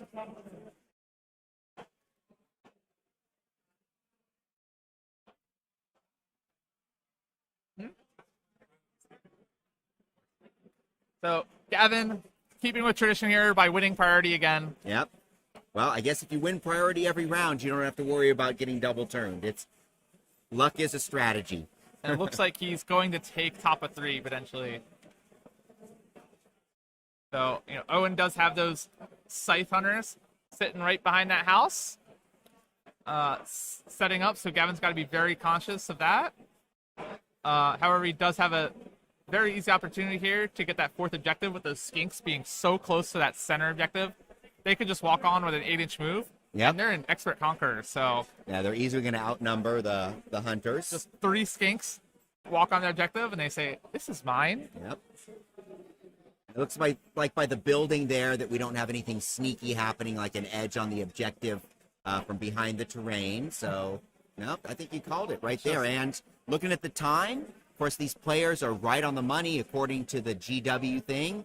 At an hour 10 left in the game, we should have the beginning of round 3, and here we are, beginning of round 3. We're just about 4 minutes ahead of schedule. Professionals. Yeah. So Gavin's going to have to be very careful with how he positions his army in this movement phase, because there are those 6 Chrono Hunters at the top, along with the Tree Revenants. And Owen does have all his teleporting shenanigans. Yep. Well, Gavin stayed pretty tight in his castle. Owen's finally moved out on the last turn from his castle. So we'll see. I think it's time. We'll see. You can't just can't sit in your corner for the whole game. No. Well, maybe you can. You can, I think, Gavin's list is, I'm just going to sit in this castle and do the minimum I need to score my 5 points. Yep. Not overextend. So you see this very conservative play, but it works. Yep. Yeah, big. There's no proving ground selected for Owen, which is probably a very smart thing because he only has those Tree Revenants left. Yep. So he won't be able to retake any objectives there if he doesn't have the Tree Revenants available. And the top center one has already been proven. Actually, I think those top 2 have already been proven, so they can't be proven again. We got an update from our Basil game. He has defeated the Daughters of Cain and sent the snakes back in. So we already have a Seraphon win, round 1. Yep, looks like Basil got a 16-point win, which, of course, our TO before the event basically said that most people are going to get 16 points, so that's kind of what you expect. Maybe we have a point differential system here. Yep. So a max of 20-0, which is very, very hard. It's set up on purpose that way. Yep. So already a solid win there. So if you're not familiar with that, that basically means that there's a total of 20 points to be gained from the entire game between the 2 players. We see some comments on what the Maw Crusher is proxy for, and then you are right. It is the Stegodon Engine of the Gods. So it's a Engine Crusher, a Maw of the Gods. That's right. It's not quite a proxy. It is a true conversion. It's a true conversion. There is a Stegodon head on it, and Yep. there are some skinks riding it and a little Howdah. Yep, yep. So even top tier players can hobby and have fun. Yes. Conversions, paint. Yeah, the true Renaissance person, right? Top Absolutely. gameplay, gentle person at the table, and beautiful models. So since Owen did pick up that unit of skinks last turn, it has opened the battle tactic eye for an eye for Gavin, which will be very curious because he's going to have to kill one of these units. And I've seen a lot of little chip damage coming out of Gavin, Yep. but I haven't seen a unit really flat out die. No. So it's going to be very curious to see what he's going to do to make sure he picks up one of these units off of Owen. Yeah, I mean, right now we've basically seen a skink unit is all that's really been killed. 2 skink units, I guess. We got skink units and then the battle mage. Oh, that's right, the battle mage. The poor, battle mage. It came and went. She came and went so fast that there was no hope for the battle mage. Said, wait a minute, this isn't a cities list. And I went, woo. Oh. Here's a shot of our players. We've got Gavin on your right-hand side with the big old beard. And then Owen, whose beautiful face is hidden right now. There he is. There you go. An absolute sweetheart from overseas. I've had the pleasure of seeing him 3 times this year. Really? Very nice. Oh, it's right, because when you were over for Worlds, right? Yep, and then he came last month. He came over for Summer Slaughter out in Nice. Pennsylvania, Very nice. along with Rob and some of the other guys. How was that? Did you have fun over there? Oh, it was a blast. Nice. Anytime you get 100 players together from the Age of Sigmar community, you're gonna have a good time. I've only heard good things about that event. Want to make it out there. I myself haven't been to Pennsylvania since I was 6, so it's been a minute. And there's plenty of events left this year in the U.S. as well. We've That's got right. 2 Games Workshop Opens in Chicago and Kansas City coming up. Yep. We've got Everwinter GT in Boston. I think there's very limited seats left for that. There's even a GT Hammerfest in Houston coming up in 2 weeks. Absolutely. I'll be there. You know, it's amazing. I remember, years ago, that it seems like the tournament season, there's a little bit at the beginning of the year, and then, of course, all through the summer, it was super strong. But nowadays, whether we're talking AOS or 40K, the community is so strong. This game is so popular that there are literally TOs, most of us TOs share some common chat groups because we actually have to organize which events are going to happen on which weekends so that there's not too many overlap of big GTs and stuff like that. I mean, it's a wonderful time to be into tabletop gaming. If you're willing to travel, you could probably find a GT about just any weekend that you have free. You can go somewhere and get your Age of Sigmar on. It's amazing. Absolutely. We got Tom Guan, who will be commentating some of our games this weekend, and he's a frequent traveler. Oh, yeah. If you show up to an event, you'll likely meet Tom Guan. Absolutely. He was at all the GW Open events I've been to so far. Yeah, great guy. Action Tom. I've seen him carry a few trophies away too, so Yes, everyone should feel fortunate that he's not out there tearing it up, because he would definitely be a threat this weekend. He'd absolutely be a threat. Anytime he's in the tournament, he's one to watch. Yes. Nice new up-and-coming player. Yeah, Age of Sigmar, what? This is our, I think, 6th year with the game? Seems about right. And, 3rd edition. 3rd edition. Keeps just getting better.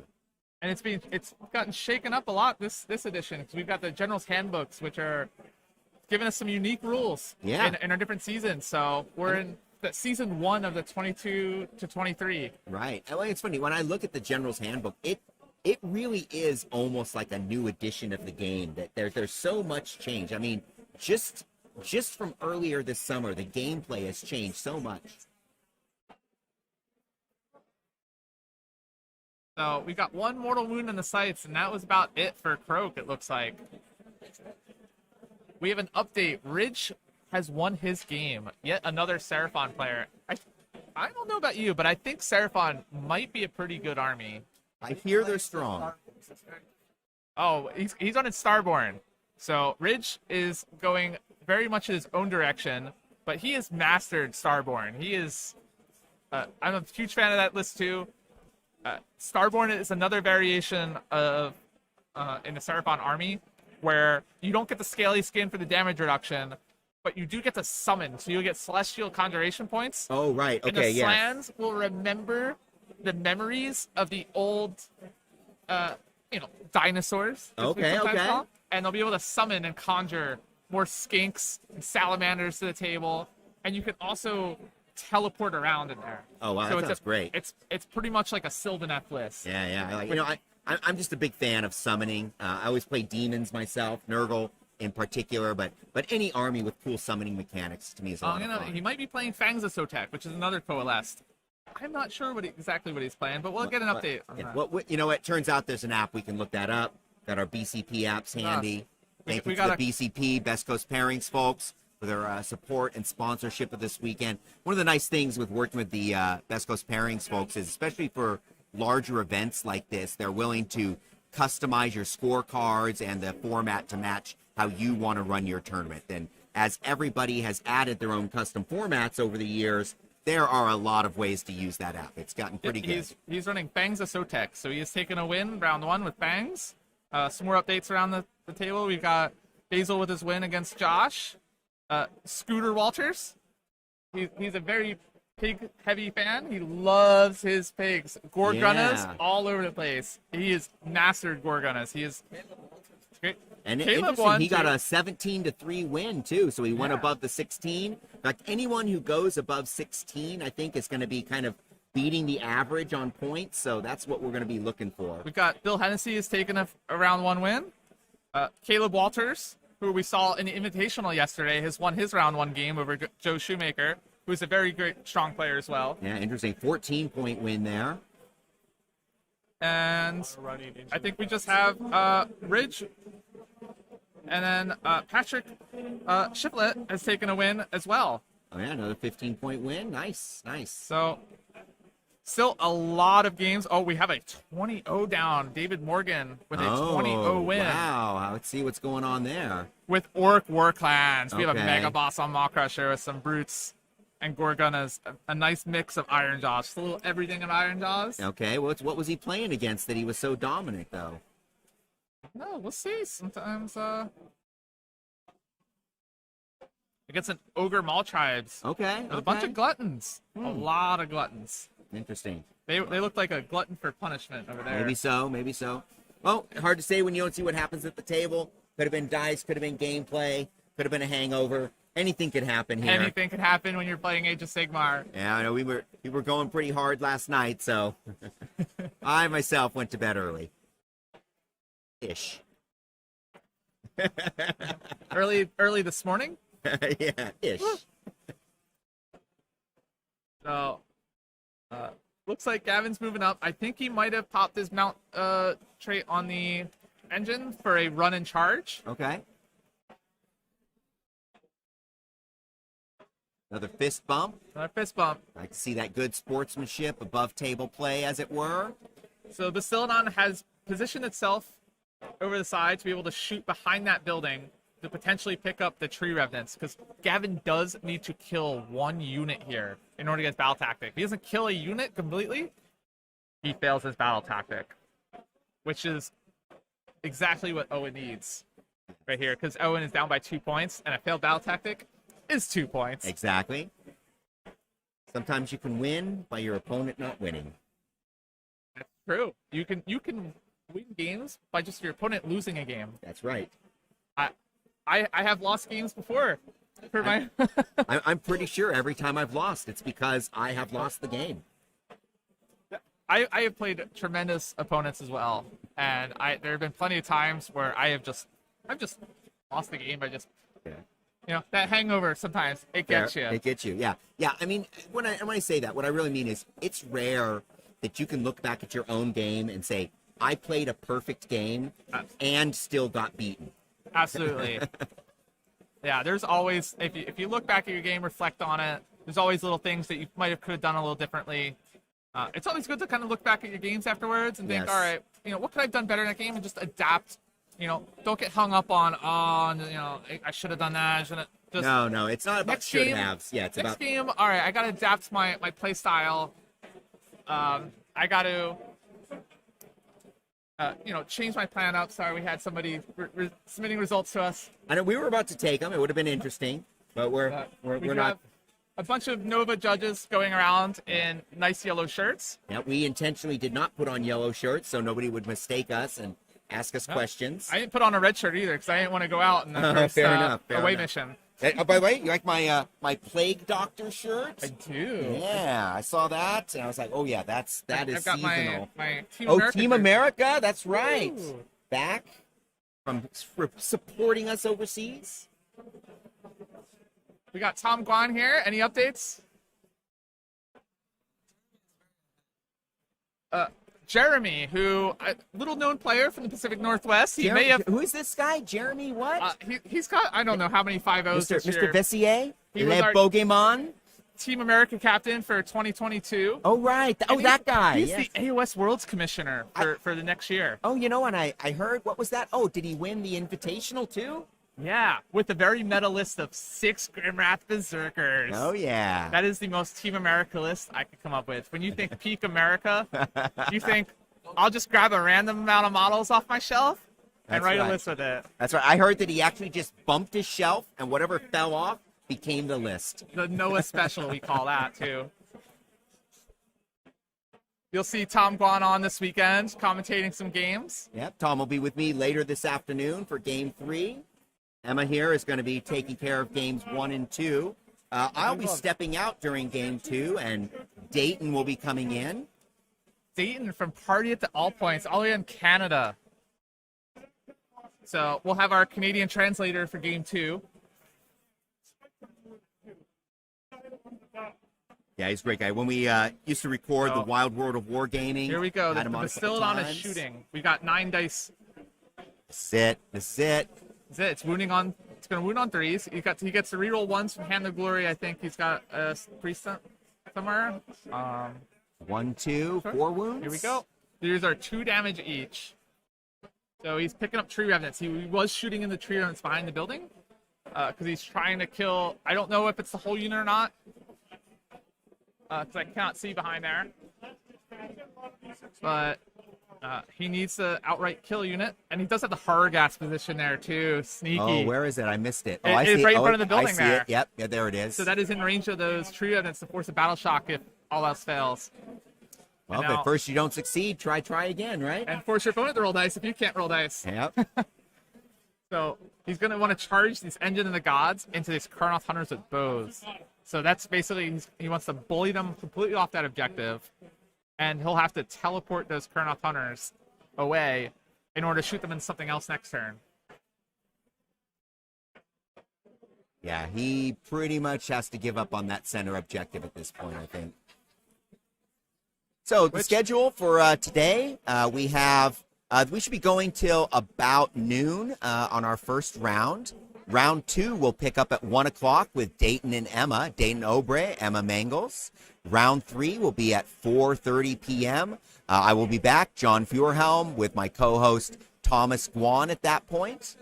Oh, hey Tom, how's it going? Marcella An won. update. Marcella has won her game, Daughters of Cain. Now, were you saying it's her first GT? No. Marcella was one of our Team America players this year. We see her all around the East Coast. Yeah, another top Absolute- player, absolute wonderful fun person. Player. Wonderful person. Well, Josh, we had 1 Daughters of Cain, so Reptiles doing very well here. Yes. Cold Blood tournament here in Alexandria. Well, it is plenty hot, so there we go. Luckily, the humidity is under control inside the building. It looks like he is elected to crank that engine a second time, and we have another 10 Saurus Warriors. Oh, Slot look at machine that. paying off, baby. Right in the middle. Nice. Got Owen Even- over there. even getting a Owen's little smiling. cheating, having fun. Gotta have You know, fun. It's all you can do with that.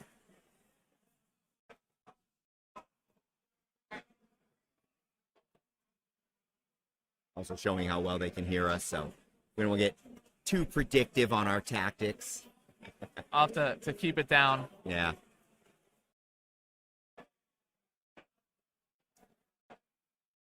We've seen some other events where the announcers are actually in another room so that they can kind of get down and dirty with what's going on. But in that Absolutely. situation, it would be super critical. Again, the players are mic'd, but the headsets weren't working for us, so we can't really hear what's being said at the table.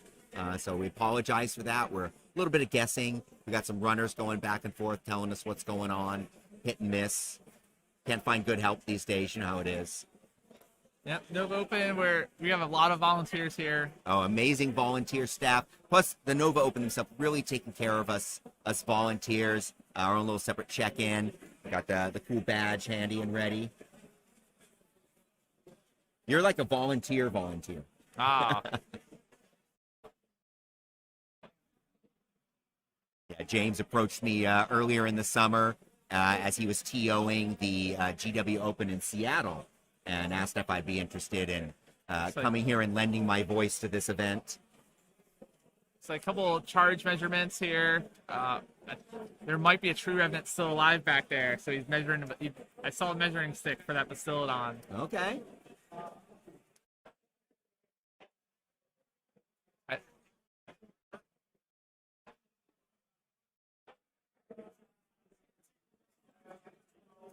So they're talking about the Battle Shock, what you would need to roll. Here we go. On a 1 or 2 for the Battle Shock for that True Revenants, here it is. A 1. A 1. Yeah. So Gavin has failed his battle tactic because he was not able to wholly kill that unit. Wow. He killed enough, forced the Battle Shock with the Hargast. But on a 1 or 2, and Owen, pretty solid at rolling 1s. Pretty solid, yeah. That is an ability. Sometimes it pays off. Yep, sometimes it pays to roll really, really bad. So we'll have a 3-point turn for Gavin. So Yeah. Here's the chance. Here's a chance. Owen pulls that 5-pointer.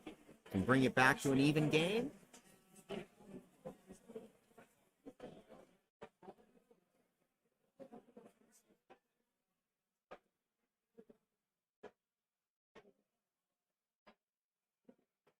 and we have those Kurnoth Hunters with Scythes that are already in a great position there. Yeah, They'll be I able see to move right up, charge right into those skinks, Yeah, we're going to say and goodbye to just those skinks. blend them up. If he's able to blend up those skinks, then he's already got 3 Kurnoth Hunters with bows sitting on that center objective, which will outnumber the 1 engine. Right, okay. And if with a charge and a pylon, he'll be able to get 3 Kurnoth Hunters with Scythes on that top right objective, Yep. which will outnumber the Bastillodon. And if he picks up all these Oh. skinks, because the skinks are still expert conquerors, so we'll need to wipe the unit, Yeah. which is very doable for It this. is doable, yep. So that could be the 4 objectives he needs Okay. to then score battle tactic, and we could have a tie game here, Oh, I folks. see that. Yes. Ooh. Let's hope for that. Let's hope for a nice, tight finish. Still dice. And we'll probably see Croak here get rid of his Hargast, because if he doesn't, that's going to backfire. But Oh, yeah. we'll see. Can he get rid of the Hargast? Maybe he rolls a double 1. Maybe. It happens. It does happen.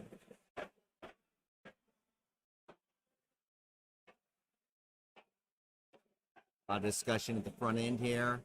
Owen's definitely taking his time to plan some stuff. Always. He always plan. He's gotten a great gift of a failed battle tactic here. Yes. And he has a chance here to just tie this game.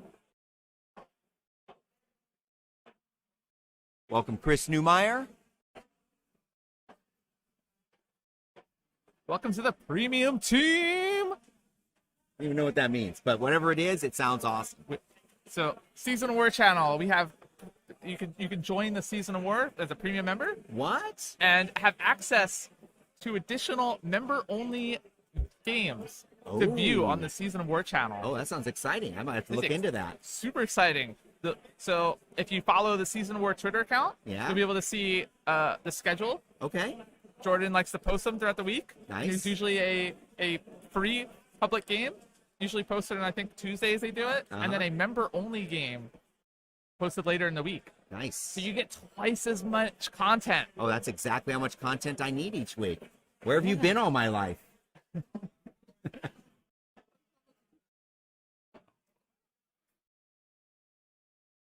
It's like Owen's still gonna be planning this out. It's gonna come out. He's gonna need to make sure he gets a strong battle tactic here. He's got the opportunity to score his 5 points. But remember, this is turn 3, so there's still 2 more turns after this. So We're doing pretty good on time. It's according to the GW schedule, they should finish this turn in about 10 more minutes. I don't know. We'll see. This could end in 10 minutes. But this is obviously the part of the game where things usually pick up speed. yeah, but when you've got 2 players of the caliber that these 2 are at, every movement, every attack, every spell cast matters. And you can see Croak just unbound the Haragast. Yep. So that way Gavin can recast it on his own turns and on his own terms. On his own terms. Well said.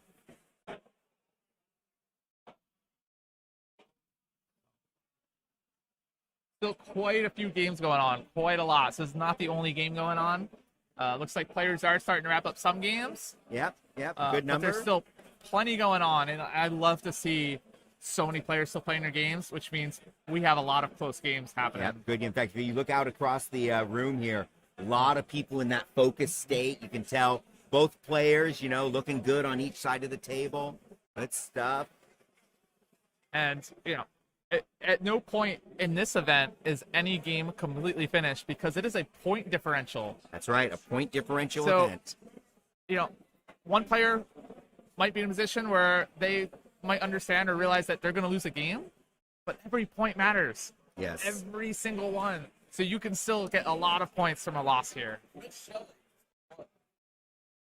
We have an update on a Gargant versus Stormcast match. The Giants have smashed the Stormdrakes, and the allied Slan.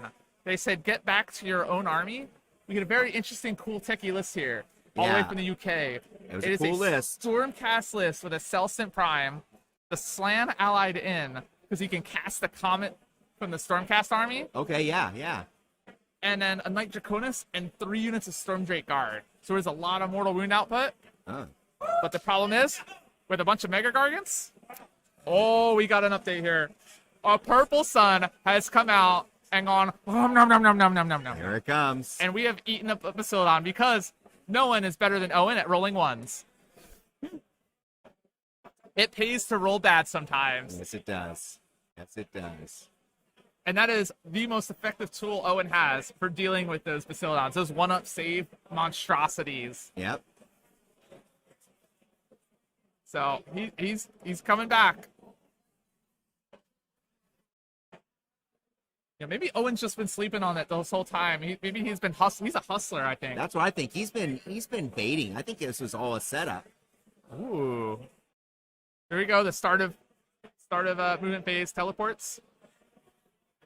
Now he's gonna get his move phase and not sure what he's moving here now. He's pulling out his measurement tools. Oh, it looks like he wants to bring in the Revenant Seekers, possibly. Because he wants to keep the Revenant Seekers close to those bows, because on a 2-up, he gets another Kurnoth Hunter back. Oh, nice.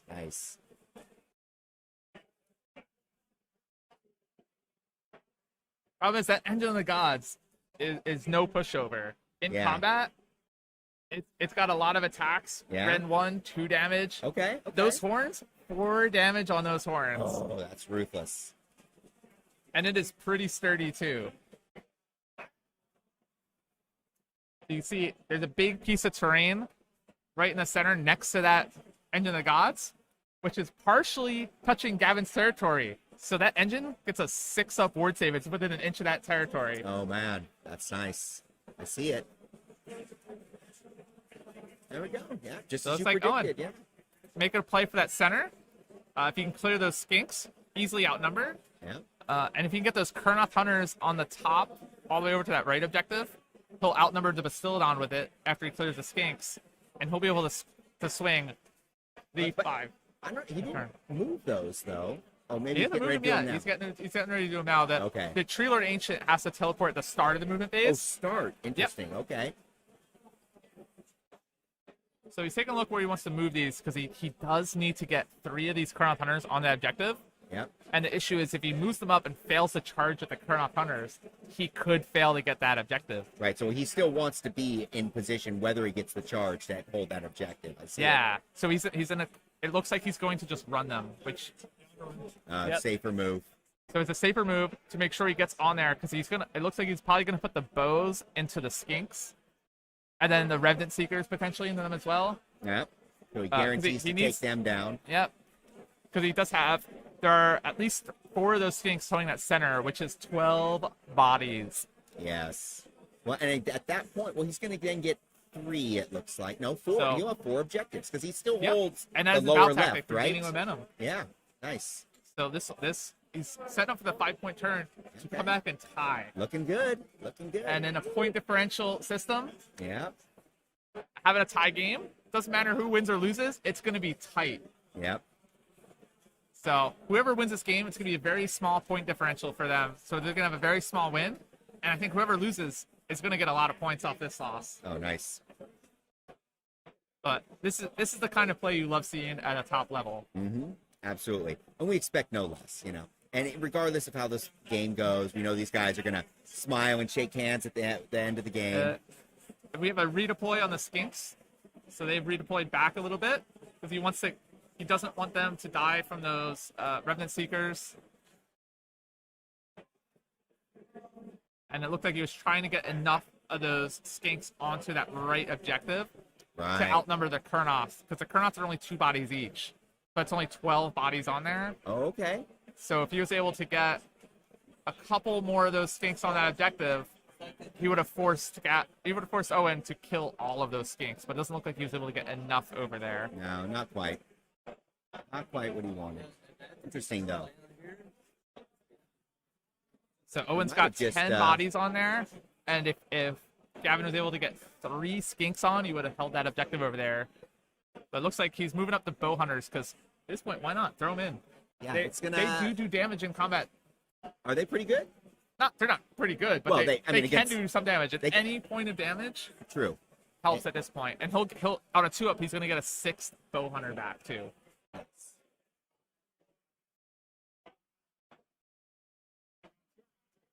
It's round 3. Good job. Yep, cool. So, Yep, it is round 3. Everybody who's watching the stream, it does say round 2. bottom of we 3. We have Dayton running back and forth, trying to report on the table as well as maintain the engineering over here. So working double duty. He's going to be your host for the 2nd round. So at that point, he'll be pulling triple duty. Oh, no, wait. I guess he'll just be running the engineering stand in that. So we do have this 6th Kurnoth Hunter back. On a 2-up, those Revenant Seekers bring him back. Yep, For full unit. 235 points for Revenant Seekers. They're pretty good in melee, although they only hit on 4s, but they do have like Ren 2 at 2 damage each. Nice. So they do hold their own. They're very quick, very mobile. They rally on 5s. Yeah. They do a little bit of everything, but They look good. if you're running, 12 Kurnoth Hunters, Revenant Seekers are going to get you so much value. Well, yeah, I mean, They'll pay for themselves. his unit's already back at full strength. 10. We got 10 Skinks coming off the board here.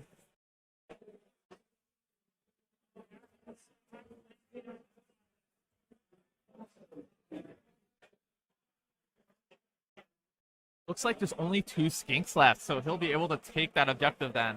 Yes. Oh no, if they're both tagging that objective, That's what I'm he needs saying. to kill one more Skink. Yeah, right. So he's not holding that objective yet. He's think being denied. Oh, never mind. Never mind. They're gone. They are gone.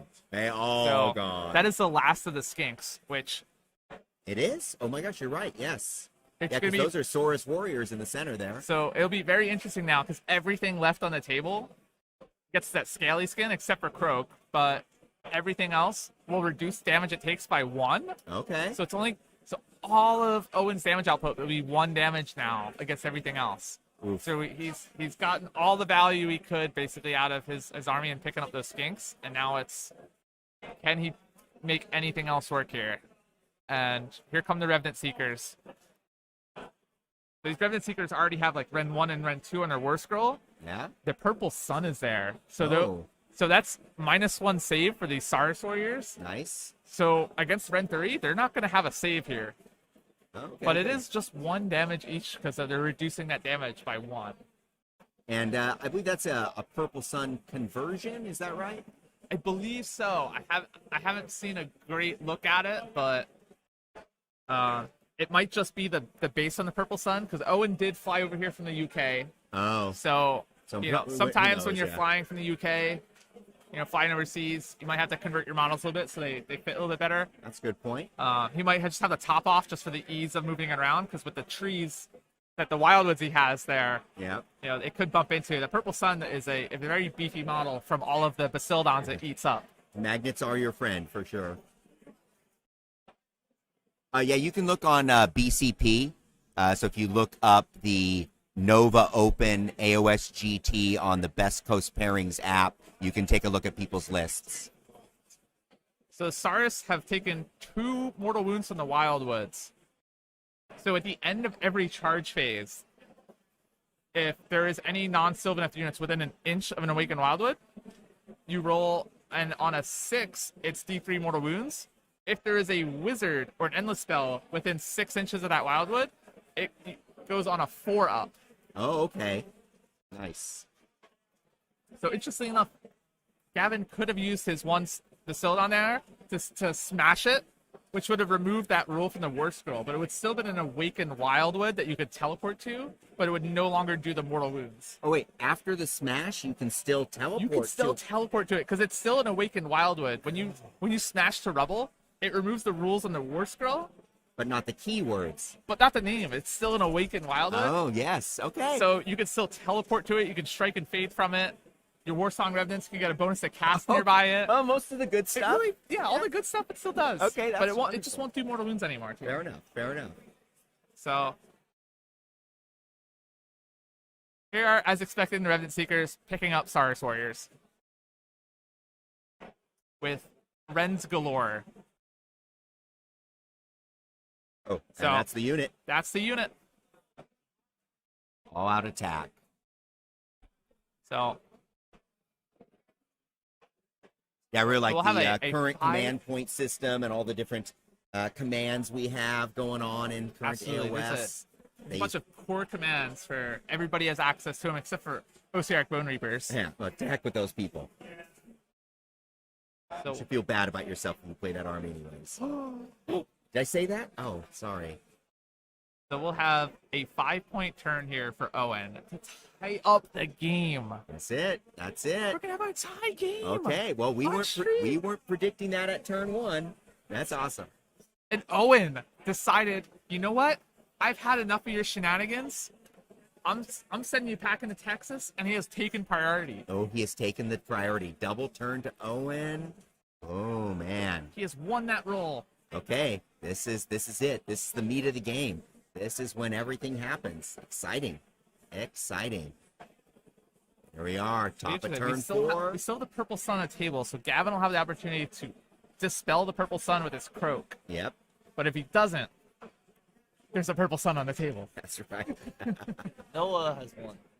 Oh, we have an update. Noah, the Florida man himself, has won his game with he's brought Beast of Chaos, Yeah, looking which is strong. a very Noah-themed army for if you've ever met the man. Beat the BCP owner. Oh, he played Garrett, who runs BCP. Yeah, by the way. who actually wrote BCP even Yeah, better. he's- Yeah. The creator Now- of BCP is here actually playing in the event.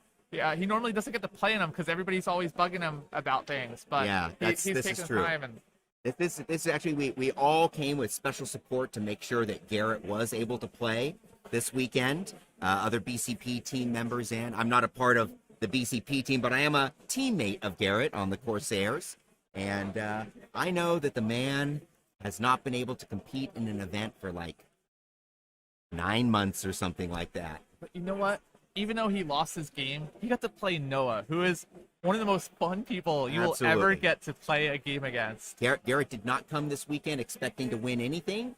He's real about you got to practice to win. He came to have fun, and I guarantee he's having fun. In fact, I don't even see the two of them. I bet they're already having a drink. They're probably already at the They're bar. having a drink. When you play Noah, the very first thing when those dice are down is you're going to the bar with Noah because you have just made a best friend for life. Oh, that's it. Awesome. Yeah, I met him last night or night before last. Seems like a great guy. He has so many great stories, Nice. wonderful sense of humor. How long do my games take? I'll have you know, I myself played in both of the GW Opens on the West Coast, and all 10 of my games finished early. So again, another turn with no proving ground. This was Gavin's choice for proving ground. I agree with that. I don't see a need to put a proving ground down because Gavin is now on the back foot where he only has 2 objectives to 4. So Yeah. he needs to push out and take them on the in. And we also have a finest hour coming out on the Engine of the Gods, which is now pretty exposed out there. Yeah. He's lost all of his friends and buddies, but he's no pushover. He's gonna be on a 3-up save now. Yeah, he's showing his finest hour, and I think we'll see that performance. +3.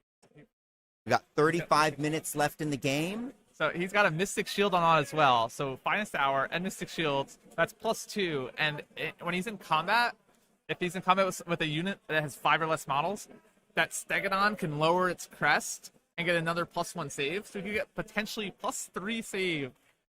Nice. But it still caps at a 3-up. So he can ignore up to 2 Ren there at that point. And then all-out defense on top of it. Of course. So another +1. Of course. So depending on what he throws in there, he can get up to +4 to his save. And Owen only has 1 monster, so it's only got 1 roar that you can potentially shut off all defense with. So we've got our players See a little bit discussing. lighter mood on the table we over did there. get the purple sun dispelled by Croak. Yeah. You know, an update. Barl the Carl from Season of War and Tough Crowd. We're not sure. There's been a betrayal. Has won his first game. He's running Flesh Eater Courts here. Another one to watch. I'm pretty sure that by next season, everyone will be part of the tough crowd. Nah. We love him, but I think Tom is a Harambe hero for life, and I'm still quite strong in my Wicked Dicey ways. So Fair enough. Fair enough. we do have a couple Wicked Dicey folks here representing. So there are numerous game clubs. If you get into Age of Sigmar and you travel to a lot of events, encourage you. You're gonna make friends, and you're gonna probably join a club at some point. Yeah, it's great. And, you know, clubs can be local. There's a lot of clubs that are just local groups of friends. And then there are clubs that have become, shall we say, more national. I know with the Corsairs, we all started in the Bay Area in California, but now as people have gotten older, they've moved across the country. So he was able to cast a Spite Storm High, which he has put behind there.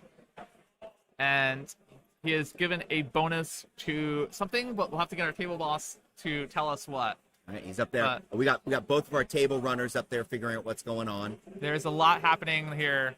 So it looks like that lone tree revenant that was back there too has teleported to the woods in the bottom left. Oh, I see it. Yep. I'm not sure. Oh, against the odds, it's chosen that. So that lone tree revenant is going. I'm going to sell this objective. I just got 2 points for my Yep. boss. Just got to do it. It's a game about scoring, not a game about killing. So I think we're going to see Gavin on a back foot. His turtle strategy was working out so well, Yep. Until it wasn't. but now it's not because he's going to be very pinned in, and Gavin's going to have to extend out to get not 1 but 2 objectives to get his 5 points this turn. That's right. The tree people have surrounded him. They have been biding their time, and they said, "You know what? Turn 4, we're coming." Oh, he doesn't We have a redeploy. 6-inch redeploy on that Engine of the Gods. Yeah. He's saying, "Nope." GTFO. Which that Engine of the Gods has now made it to that other objective. So now it's 10 bodies on that right objective. Versus So currently, 10 bodies from there. So he's gonna have to get this Tree Lord Ancient in there in order to get the capture weight on that objective. Right, I see that. Those hunters are only counting as one, correct? 2 each. Oh, they are 2 2 each. each. That's 12 bodies. Sorry. Oh, so he'll still have it. Yeah, but yeah. if he loses the Current Hunter, so it puts him in an interesting spot. So now he can just sit there with his Kurnoth Hunters and just score the point, or he can try to charge them in. But if he loses a single Kurnoth Hunter there, Yeah, it's a high risk. Definitely needs to get max points here to lock himself into still being in it round 5, turn 5.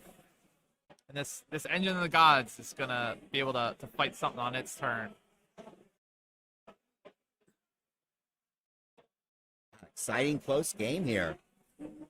This is great. This is the kind of Age of Sigmar you want to see. Oh yeah, right? So an event like this. And Ideally, it comes down to one dice roll at the end. They're always the best. As long as you win that one dice roll. so he's moving up the Scythe Hunters. He looks like he will charge them this turn. I guess he wants to go for the Engine. I'm not sure if that's the play there. That Engine is going to be just one of 3. He's got so much save stacking on that Engine. It's just going to be on 3-ups and a 6-up ward. It's a lot of wounds to chew through. I don't know if the Scythe Hunters have the damage output with 1 damage each now Yep. to chew through that. No, I don't think they do, actually. All it takes is an average set of saves, and the answer is no. But he's moved the Revenant Seekers down to the middle objective there, boxing Gavin out from potentially getting over to that objective by, the turn 5. Yep. Because he's going to have to go through these Revenant Seekers. Although he might charge the Revenant Seekers in and pick up the Cyrus Warriors. Because Wow. why not? Because we saw them do that a second ago. It's not out of line. Because he could also just strike and fade them. Because there is an Awakened Wildwood down there, and he can charge in these Revenant Seekers, and then use that Awakened Wildwood down there to strike and fade those Revenant Seekers out of there, and just pick up some Cyrus Warriors and disappear. Nice. So it looks like we have our shooting coming out. Might There be we the go. Bow Hunters. Yeah. Left dice.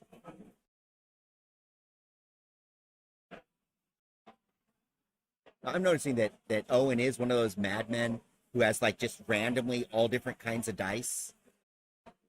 Gavin here looks like he has themed sets and colors. Probably team dice. So after all of that, it looks like Gavin will take 2 wounds. Is that into the Engine? Yeah, so all that shooting into the Engine, which is just sitting there on a 3-up. It's got so much save stacking Yeah. that it's just there on a 3-up, and he's within an inch of the Mystical, so he's got a 6-up ward, but a full 460 points of Kurnoth Bow Hunters doing 2 wounds. Oof. Oh.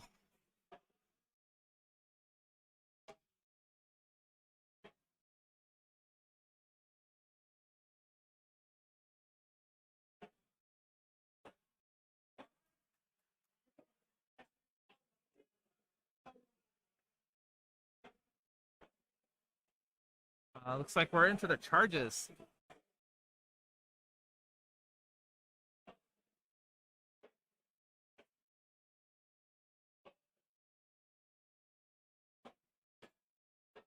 The Tree Lord is in. So it's a great move to move the Tree Lord in because the Tree Lord has a unique monstrous rampage, Oh. which is on a 3-up, you can make something fight last. Oh, perfect. And there's no point into roaring because he's got so much save stacking already. Sure. But if you can get in there with both the Scythes and the Tree Lord Ancient, he could potentially make the Engine fight last and then hit it with both of his units before it can fight. Oh, very nice. Now on its war scroll, it degrades in melee. Where is it going to go down? On the Engine, Yeah. yep, it will degrade in melee. And it's an older book, so it degrades pretty quick. So after about 4 wounds, it'll start degrading.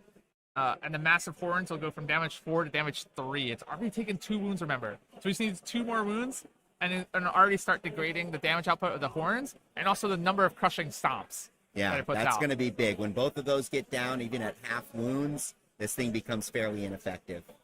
Oh, we have an Unleash Hell coming out here. Oh, okay. Probably from the Bastiladon. So he's trying to pick off these Kurnoth Hunters, like we said before. He wants to kill these Kurnoth Hunters. If he kills enough of them and keeps his monsters alive, then he might be able to just say, nope, this is my objective. 6 saves. So 6 saves here out of Owen, and he failed 4 of them. So a whole 8 wounds. 8 wounds. That's a Kurnoth. Big. That's at least 1 Kurnoth. It looks like he might have had to pull 2 because there might have been wounds allocated already. So 2 Scythe. So that is absolutely massive, because if he kills any more of these Scythe Hunters, he could just take the objective off of Owen on his own turn. Because he's got 2 monsters on there. It's 10 bodies on objective. We've got the Tree Lord Ancient in there. He has to kill that engine. Yeah, so if we get down to just 2 Scythes left, then Gavin takes that objective, and it's only a 4-point turn for Owen. So Owen needs to either kill this engine, or he needs 3 of his Scythes to live. So the bows, he's committing. He wants to kill this engine. He needs it. He needs it. This is such an important tool for Gavin. This is bringing on even more Stardust Warriors, and it could even heal itself and other things around it. So it's very important that if he's committing to kill this Engine of the Gods, that he absolutely commits and kills it. Oh, and he is. He's got 3 units in there. Still needs to roll well. I believe that was the fight last, which he has failed. Oh, in typical Owen fashion, we see this game, he has rolled a 1. Very consistent with these ones. So that's what we were talking about before, with the if you could make it fight last and just fight with everything.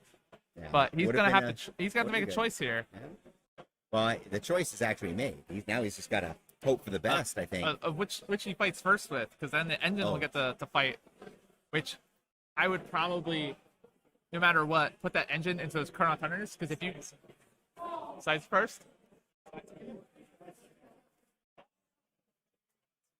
Oh, the Scythes are roared. So, okay.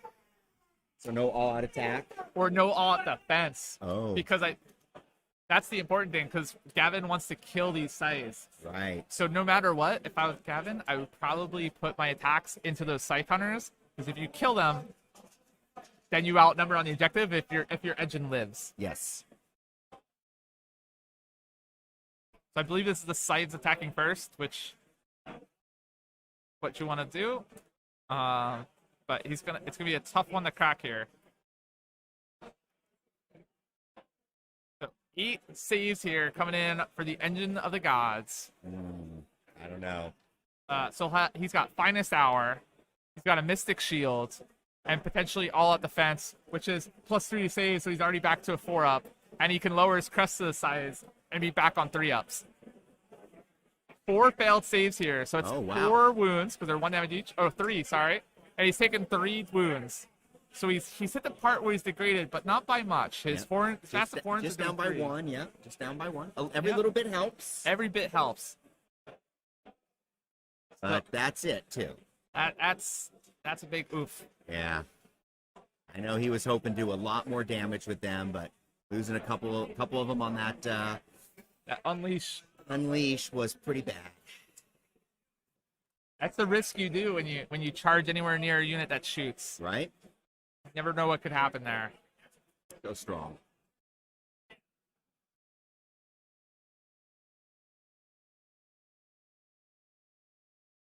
And he does have Finest Hour up on the engine, so it normally all of its profiles wound on 3s. It's now wounding on 2s with everything. Brutal. And it hits with 3s normally and everything. So I think we're going to see a lot of saves coming out. And Gavin predicted, yep, is putting all of his attacks into those sides. If he gets them down to just 2 or less, yep, he's going to take that objective if his engine lives. I'd be surprised if he gets there. Oh, yeah. Unless he does. So I think this like is the Massive Horns, which is a 3 damage attack, and he only forced 1 through. So we have 3 damage already being allocated. Yeah, it failed to save on it. But we still have the Crushing Stomps the grinding jaws. Those are all rend 1, 2 damage. So quite a few attacks left. I think he's got 4 attacks still with his, with the crushing stomps, 4 attacks there, and then he's also got the grinding jaws, which is 2. Plus, there's a mount trait for extra attacks. Oh, okay. Or, That's right. or it's the Primor Beast, so he adds extra attacks to all of his profiles, so it's an extra 2 basically there. Okay. So he's going to be hitting on 3s, wounding on 2s because of Needs Finest to kill- Hour. He's killed 2 of the hunters. So, and hunters are a 3-up base save, and these are rend 1, 2 damage each. So I just think we saw the Surf 13 wounds put through the scythes, which is exactly what he needed to do. Yep. And if this engine lives, which I'm predicting, I full think prediction here that it's going to live, and that means Gavin will hold 30 objectives and deny Owen, unless these Revenant Seekers have some fun and pick up this unit of 10 Saurus Warriors down here. So now he needs to roll hot. That's become critical. So this is now the most critical combat right here. If a single one of these Saurus Warriors lives, he's in for a bad day because he'll just be able to Inspiring Presence them and say, I have 6 bodies to your 6. Oh. We have a bold call here, but it could pay off, which is a stomp from the Kurnoth, because the Kurnoth hunters, at the end of the combat phase, will do mortal wounds. Right. And Gavin only gets a 6-up save against it from his ward save. So 3 of the 5 damage has been saved by ward saves from Mystical. Amazing. 6-up wards, pretty good when you have them. It's nothing till it's everything. 6 ups. So I think we're gonna have at least 1 Saurus Warrior left. Yeah, a few maybe. So Gavin is rolling his Mysticals, because you can only roll the Mysticals ward saves when you allocate wounds to a model that's within an inch of the terrain. So that's what he's doing. So He's he's model pulling- by model. Yeah, model by model, allocating the wounds to the ones that are within an inch, and now anything that's left won't have that ward save. But he was able to make enough saves that he has 2 Saurus. He has 2. left. That means he has what? 7 bodies on 7 there? bodies to the 6 that the Revenant Seekers have. Needed just a little bit better. I don't think there's much shenanigans left either. But Roll it still out. gonna be a very, very close game here. Oh yeah, the game is definitely close. We have a tied score. We're top of turn. And Gavin's gonna have a hard time getting that 3rd objective himself. Yep. So we might even see a 4-point turn from Gavin, which means the Tree Lord Ancient has apparently gotten too ancient and done a whole 0 wounds. Super whiff mode. His old bark is just not moving like it used to when he was a spry young sapling. But here we go, the dreaded melee Kurnoth Great Bows, which they're not very strong in combat. I think they're like 2 attacks with no rend, 1 damage. And he's got only 3 of them in combat? But the thing is, they do mortal wounds at the end Okay. for the number of models in their unit, so we could put a few mortal wounds on the engine, which it's not going to kill it though. So I think we're going to get a actual 2-point, because I think against the odds now fail. Oh no, against the odds is good, because he doesn't need it to have more objectives. So we're going to get a 4-point turn out of Owen. And then I'm not sure how Gavin's going to get a 4th objective on his turn. So we could see another 4-point turn from Gavin. 18 minutes left in the game. Tied up after 4. Yeah, it's getting tight. I think they'll make it though.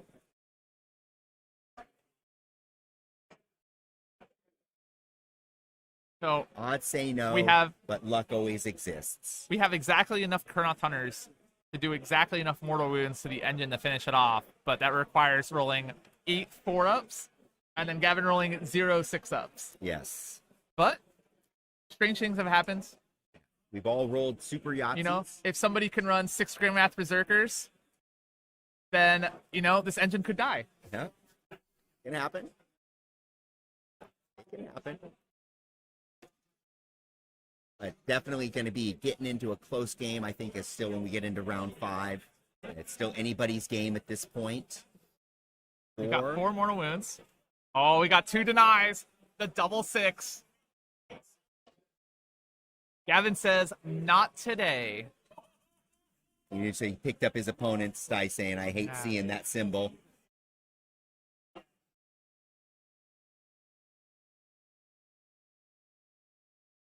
He will not suffer the tyrant, UK. Nope. So, yep. So, Inspiring Presence of Saurus, so they're outnumbered 7-6 on that objective, and then the 2 monsters is 10 bodies on that top right. So, hold 1, hold 2, but not more. But he does get his 4 points. Scores against the odds. And now Gavin's in a position where I don't know how he's going to get his 5 points this turn. I think he's just going to get a 4-point turn here. I don't think, sorry, Jacob Berry, but I don't think anybody can explain Wales. I have a Canadian translator here with me, Dayton, but just as mysterious to the Canadians as the rest of us. Yeah, we were out with some of the Canadians last night, and one of them asked for gravy on their fries. And I've never seen a waitress look at them with such confusion before. I went, what? Oh, you guys don't do that here. No. I might now. That's some darn good food while I've been out here too. Say, if you just got to walk up the road, there's a couple dozen different restaurants. Real nice.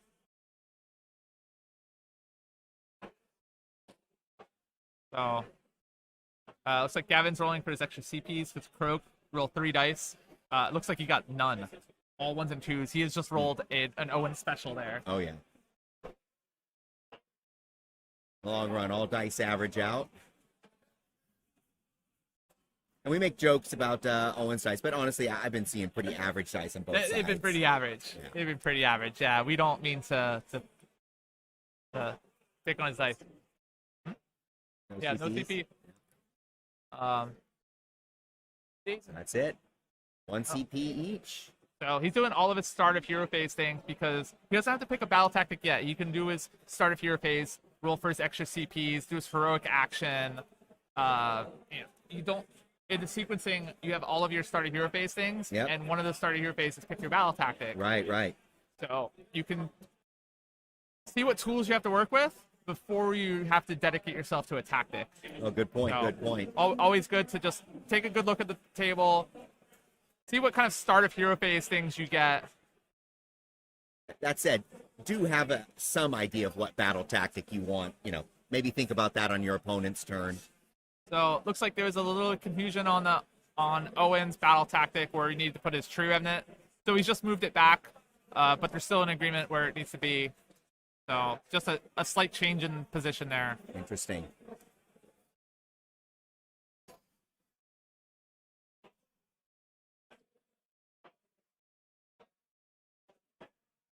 So I think we might have an update on the battle tactic.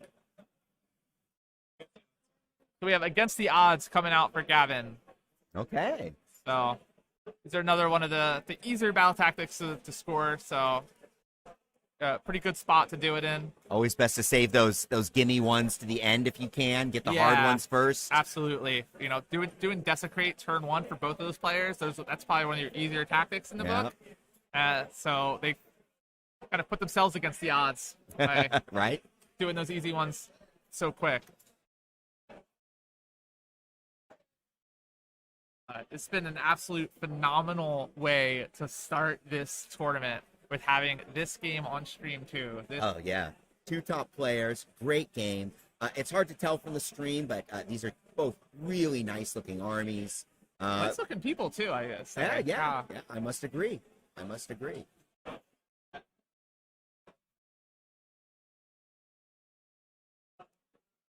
These guys have absolutely mastered their armies. They understand every tool they have. Yeah, you'll notice there's been, I think one time I saw a rule get looked up early in the game, but that's about it. Everyone's been on top of it since then. No humming and hawing, very little go-backs, 0 forgets. I haven't heard anyone go up there and say, oh, I forgot to do a thing. Can I go back 3 phases and get that? Nope, these guys are on top of their game. Looks like we have had the last Chronoth Hunter with Scythes picked up. So The lists are found on the BCP app. So if you just look up the Nova Open AOS Grand Tournament in your Best Coast Pairings app, you should be able to look at everybody's lists. I think that is a second slain unit now for Owen. Up until now, he's only lost an actual battle mage. That's true. Sylvaneth showing their strike and fade and all of their resilience of just bringing back Kurnoth Hunters. We had a couple Kurnoth Hunters die, Yes. but they've come back. Yes. Well, and then we had that whole unit get, So that smacked is around a the little. second unit. Yeah. Meanwhile, on Gavin's side, he's lost a Basilodon Arca Sotex. Yep. He's lost a total of 40 skinks, so a block of 20, 2 10s. Yep. And he's lost, I think, at least 10 Saurus Warriors. Yeah, one unit, and one then unit. most of another unit. Most But of those are another. summoned, so. Those were summoned. So Three from a units. starting army, though, he's lost 4 units already, but not much of a bloodbath when you look at it. No, very tame. Yep. And again, it's a funny thing. This is not, killing helps, but it's Yep. not a game about killing. It's a game No, about scoring points objectives and scoring and points. denying your opponent. And I think Owen has done a great job here setting up that Gavin's gonna Yeah. be stuck with just 4 points. And It's gonna come down to turn 5.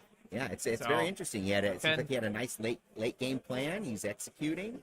So it's can Gavin set himself up for a great turn 5 to potentially deny Owen.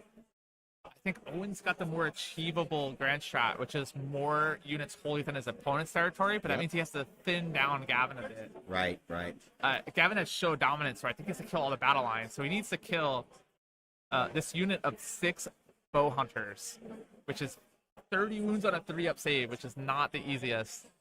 And I don't know if that true revenant's still floating around anywhere. It looks like Gavin's doing his Comet's Call, just picking off mortal wounds on everything. Oh, I think that's the last life now. We'll get our table boss to help us out here. We got a Kurnoth Hunter with bows now being lifted.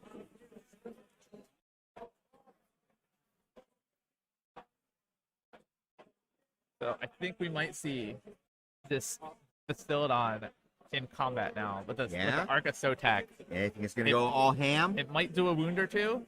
That's it, huh? That's it. No. So that this Arca Sotek, it's 165 points, incredibly cheap. But you take it because it's 12 wounds on a 1-up save. Nice. And it's got 3 attacks with its clubbing tail. There are 3s and 3s. Ren 1, D3 damage. Okay. That's not bad. It's just not a lot. It's not a lot. You take it because it's a brick, but it's got 18 attacks where it's got all these snakes that come out. Oh, okay. And on 6s to hit, they do mortal wounds. Oh, 6s of mortal wounds. Okay. Snakes. Why'd it have to be snakes? That's what nerdlings should have, something like that. 6 to hit with nerdlings should definitely be a mortal wound. Like D6. Yeah. And here we are, the return of it. Gavin showing off some of that The nice horror ink gas. he's got there.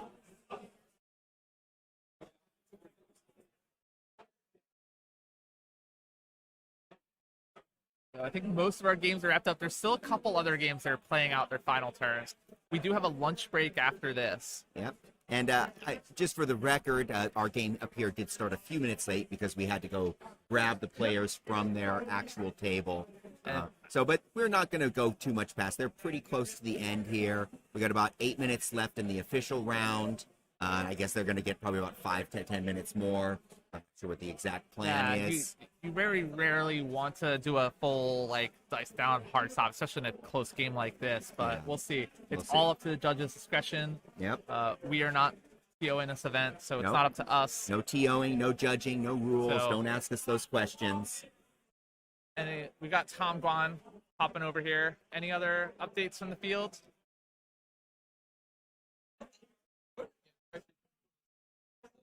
Oh, yeah, Jordan Duncan is still playing Matt the Nuge from California, who is a beast of chaos. Wow, Jordan lost the priority, rolling a 6. That always feels bad. But he's got a very close game. Matt is a Zach very, from, very What's that? great. Is he? That is a very great Beast of Chaos player. Oh, He he has been is. doing some great things with Beast of Chaos.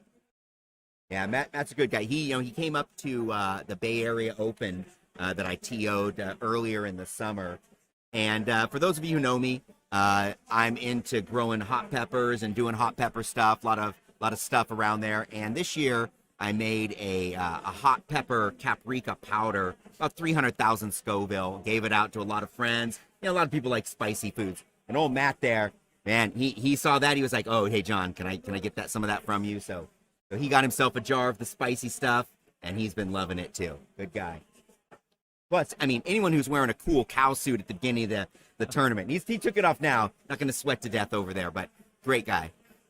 We've got the Sylvaneth moving up to be within 3 inches for a 3-inch charge. Even the ones with solar engines, they still have a melee profile. It's only 3 attacks. It is run 1 and D3 damage, and every bit of damage at this point helps. Well, It's only got 1 more battle round after this. He needs to get every ounce of damage he can out of this list. We might even see Croak in combat.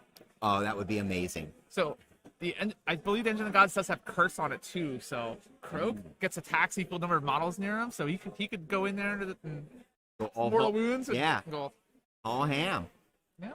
Stranger things have happened. This game is definitely not over. Very close. So, and I think we should see the Snake Bastillodon come in combat in the bottom too.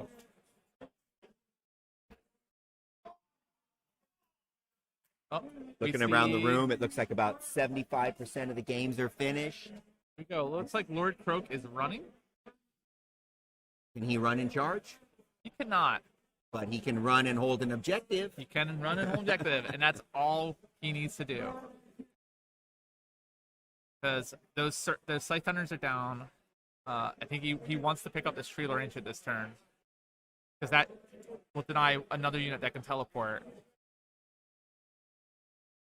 Is he moving him or not? Oh, interesting. No, he's still thinking about it. Yeah, interesting. It's a very important movement phase because there's only 1 turn left. So he wants to make sure if Owen goes first, Owen can't pick up a full 5 points. Right. Because then it's going to force Gavin to pick up another full 5. Yep. Just to stay in it. And the thing is, if it comes down to a tie on points, Gavin failed a battle tactic. So on tiebreakers, if we tie on points, the win goes to Owen. So what is the differential score in that point, though? I think it goes to like an 11-9. An 11-9, okay. If they were a dead draw, it'd be 10-10. Yeah.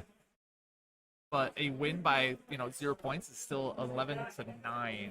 So it'd be max point loss. But that's the thing. If this ends on tied points, we definitely could see both of these players again. We could like a 9-point loss that's the best you can do on a loss. Yep. And he just has to win his next 4 more games. In fact, you do that, you probably are making it. Either of these players is very capable of bouncing back with 4 wins after a round 1 loss. Hell yeah. Some people give up after that loss. Other people dig in and fight the rest of their way out. Just always remember, every game is practice. Every game is a learning opportunity. So, what is the best episode of Hot Ones? I don't know, but I do love that show. That's a great show. I did do a hot pepper challenge with Reese Robbins last year. You poke around on my YouTube channel, you can find that. Old Reese handled up to 1 million Scoville pepper with me, so he was a little afraid at first, but he hung on.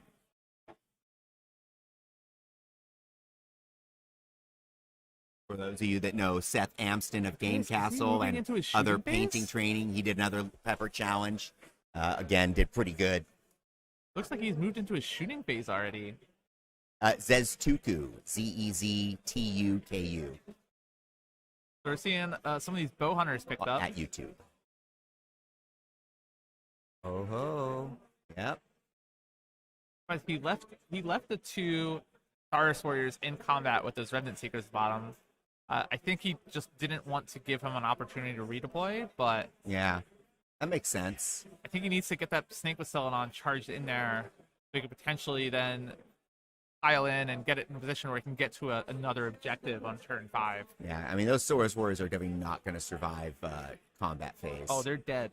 They're absolutely dead. But maybe he might have enough room where he can fit a charge in with his Bastillodon.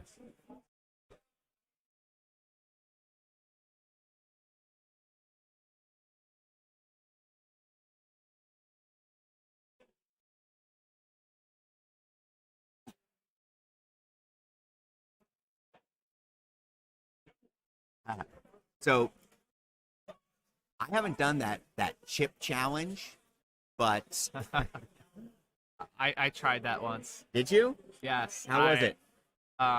It was not fun. I do not handle spicy food that well. Okay, okay. And I ran out of milk and I had to run down the street to a Wawa and get more milk and ice cream, and it was not a good evening. Ooh, nice. And my stomach was hurting for a good hour or two afterward. Oh, that's rough. It was rough. That is rough. Nope. Yeah, I always tell people, like, know your spice level, right? Oh, I know it. It is very. it is at like a mild. Yeah. Nice. Yeah, so I made a paprika powder. So it was I blended 13 different types of peppers together, including ghost peppers, and dried it, ground it, and just kind of use it to sprinkle on 10 or food. 20. You get 10 Oh or yeah, 20 stars. spicy commentary, right? Okay. We'll We have see. an update. We have cranked the engine the second time at the end of the shooting phase and summoned 10 Saurus warriors. Reinforcements have arrived. There we go. The old ones are pleased.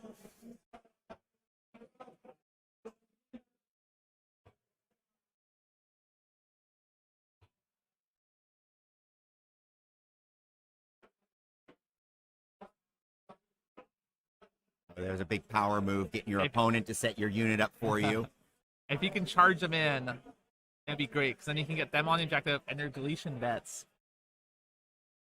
So, Gavin does have the opportunity here that if he does have to go second, Yep. he can proving ground one of his own objectives Oh, sure. to deny Owen, because there's no more deletion bets there. That's right. So we can just deny him the most scoreable objective to say, you're only going to score 4 this round. Nice. That's what I was saying. That's the power move. You get your opponent to set your units up for you. You know, when you're short on time, sometimes any bit of help can. Right, above the table play. So we have an update for round 5. Each player will get 5 minutes for their round 5 because we are very low on time. Yeah. And it looks like Gavin has made his charge with the solar engine Here to it is. secure that objective up top, because that is 5 bodies, Yep. and the Kurnoth Hunters only have 2 on there. That's big. There it is. So this will be the 5-point turn Gavin needs in order to get ahead by a point, because if it goes to a tie, he has failed a battle tactic and would lose the game. But we'll have a 5-minute for each player in the final rounds. Okay. I think we are basically at time for round 1, but Yeah, I mean, for this the is- rest of the hall, they were definitely at time. this I is the see. stream table, and they're allowing an extra couple minutes Yep. instead of having to specifically. talk it out, so we can actually see a game finish to completion. Nice. We have a lunch break after this. And then after that, we will be back at 1 o'clock. We'll have Dayton and Emma talking about round 2. You think we're gonna get another game as amazing as this one for round 2? I hope so. I predict we have 7 amazing games ahead of us. That's right. All Nurgle's 7. number of games. That's right. You know it. You know it. It's locked in now, For right? 8 games. We're gonna have a bloodbath concordance coming here now. Right. Yeah, we'll see what we can get up there for round 2. We're gonna try and pick more exciting matches. Good players, top players. We've seen the Saurus Guard some charge janky out players. into the Kurnoth Bowhunters. Every bit of damage right now matters. If he wants to pick apart as much of Owen as he can to limit Owen's options for turn 5. Nice. I see everyone enjoying the hot sauce talk. I myself don't actually eat hot sauces. I only grow super hot fresh peppers and eat fresh peppers. I did bring some bags of peppers with me in case somebody was brave enough to take a little challenge with me. So I've got everything from some mild 15,000 Scoville, about 3 times the heat of a jalapeno with me. I brought a 70,000 Scoville pepper, got some 90,000 Scoville Navajo Reds, and right on up to the 2.2 million Fatalii Gourmet Jigsaw, which was a, shall we say, engineered pepper by this guy up in Finland. That is spicy. It's pretty gnarly. That is spicier than a Scarbrand with +2 attacks. Yeah, it on 'em. is. That is. Yeah, I tried one a couple weeks ago. My tongue felt burnt for 2 days after it. So we have a whole slew of Monsters Rampages. We have the Engine of the Gods, Titanic Dueling, the Tree Lord Ancient. Nice. But we also have a failed Stomp. Oh. We also have a failed Roar. Oh. Or not a Roar, a Fight Last. Yep, You know what? Everything's failing. Everything. It is a So game that of Arca failures. Sotek did charge into the Revenant Seekers, did fail at Stomp on a 1. That's right. Who needs He tactics? rolled a 1. Oh, We look did at all have those the dice. Tree Lord Ancient is now 0-2 on Fight Last. That is a lot of dice. What is he rolling for right there? This might, if it's a lot of dice, if it's 18, it's the Arca Sotek. Okay. But I believe he should be putting the engine though first into the Tree Lord. So it could be the Crushing Stomps and the Grinding Teeth, which are Rend 1/2 damage.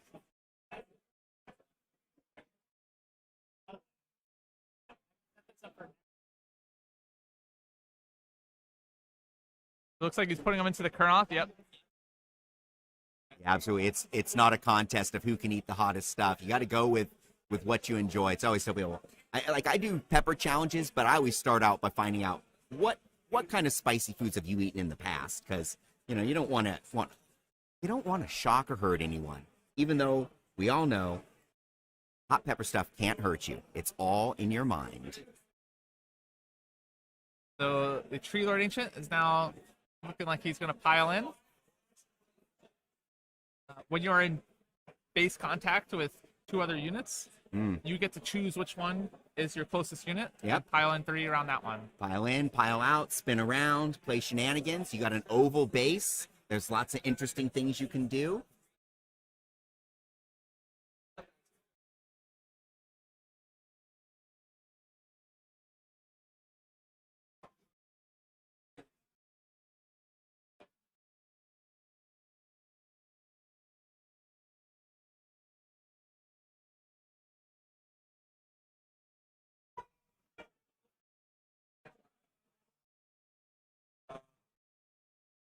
So our players are still talking out, thinking about the order of operations here. When you have so many combats going on and your game is this close, the order which you decide to fight matters massively. So he's piling his Tree Lord Ancient, so that way it's tagging his center objective. So that way, as long as that Tree Lord's alive, that Bastiladon won't capture that objective now. Oh, absolutely. Looks like we got Mr. Matt Ward in the chat commenting on Owen. Says Owen and Ones, a name more iconic duo. Name a more iconic duo. Thanks, Matt. Good to have you here. Well, here's the Tree Lord attacks. I was surprised he put that engine into the Kurnoth Hunters with that Tree Lord still around.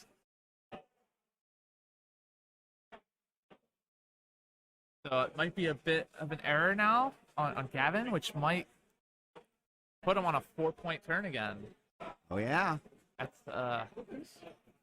Yeah, we'll But see. A when you- 4-point turn makes this a nice tied game going into round 5. Again, 5 minutes for each player in round 5. That is get in, get it done, and get it done quick. it's been a long game already. It's been a 3-hour game so far. So Yep. our judges and TOs are allowing them 5 minutes a player for their final rounds. Took 5 minutes to get up on stage, so that makes sense. Still smiles at the table, still talking things out. Love that above table play here. True gentlemen.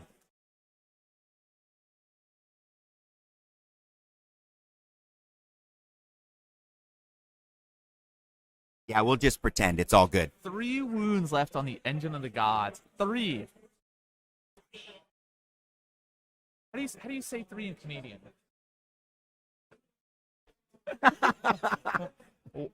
No. We can't say that on the air.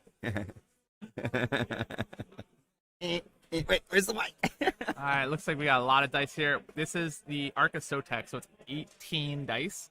Oh, For the snakes, we saw 4/6. That's 4 mortal wounds. Immediately, he's picking up an already wounded Revenant Seeker. Yep. And the other one looks like it has 3 on it. Yeah, and it looks like 1 save. the 5-up save. So Yeah. we'll have one Revenant Seeker left. Not much to really do with that. Yeah. Might still get the 2 warriors, but now not holding the objective. He's not going to be able to hold the objective. He's in combat, so he can't rally it back. Yeah. Although, on his turn, Owen's turn, he could try to strike and fade it out at the end of his turn and get somewhere useful, but we got 1 turn left to do it. Yeah. Well, It's... I'm not sure where he would go anyways. The Kurnoth Hunters are piling in. He's making sure that he still has 1 touching the objective, so he outnumbers. You know, he doesn't need to, but he's going to make sure he outnumbers his opponent. And he's putting everything.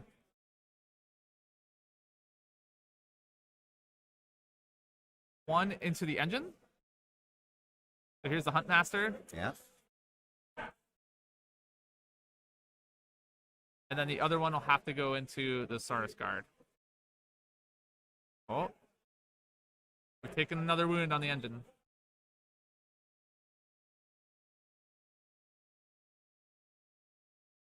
For any of you joining us from the 40K side, Age of Sigmar, we have weapon ranges in melee, so We do. don't have to be in base contact They to vary fight. from 1 inch to 2 inch to 3 inches. That's right.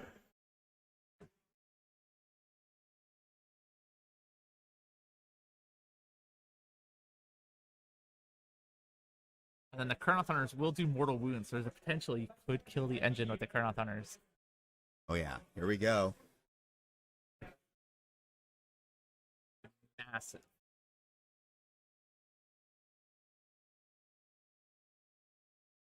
I mean, yeah, I've Oh, done that. and here we You know, go. it's funny. You So- give fresh peppers to the chef; they make cool stuff for you. The last of the Revenant Seekers has been picked up by those Saurus Guard that were summoned by the engine. Amazing. Well, that didn't go as we predicted, right? We thought those Saurus Guard were as good as gone.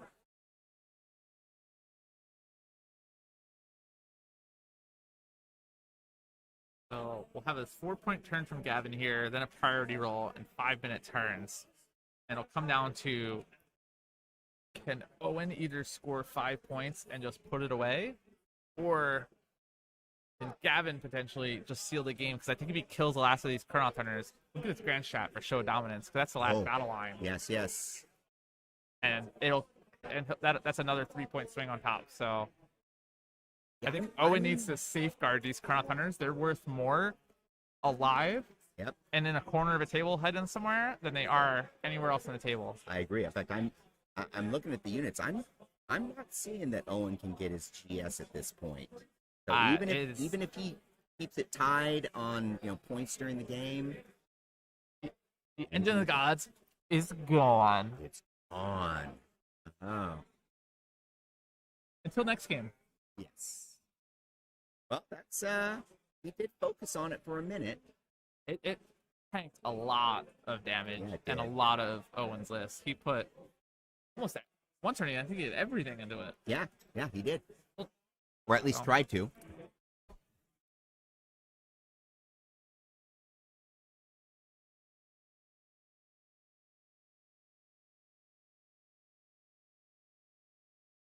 So here we are, tied up, end of 4, tie game going into 5. Yep, tie game.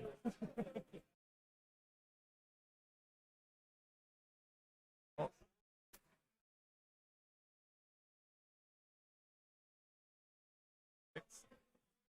Owen has won the priority roll with a 6. He has said, Oh. "Not today, sir. Not today. I am still here." So he'll have about 5 minutes to come up with his plan and execute. Yep. And again, if the game ties on points and Owen can achieve a battle tactic here, Yeah. he sneaks it out. Otherwise, Gavin's in a great position as well, because Gavin would just need to essentially score 5 points here, Yeah. or even just his grand strategy. I think it's going to come to that grand strategy either way. I think that's really where it's going to come I don't see to. Owen able to score that grand strat, like you said. He needs to have more of his units in Gavin's territory than Gavin has. And Gavin's got Everything. plenty of units already on the Yeah, table. it's like I don't think Owen has enough units to pull that. Yeah, Owen just has the 2 bows in his Arch Revenant, it looks like, and the Tree Lord Ancient. So he's got a dream. He definitely. Oh, And they're looks talking like, about right now. Owen has already mentioned, I don't think I get my Grand Strat. Richard Baptiste So, and Bridger Hahn. Looks like they're gonna talk things out a bit, roll some key dice, and just figure out. Yeah. At this point, it's most of the writing's on the wall. What can happen? Yeah, I don't think Owen can capture it. His Grand Strat. No He's got point. 2 units left. Again, for 3. it's always okay when you're at a sort of point to talk out that last round when you're certain what's happening on the table. Roll those key dice. Not necessarily okay to talk out the last 3 rounds. Yeah, because you guys dilly-dallied and you're only in round 2 and after 3 hours. So there's limits to what's reasonable, as it were.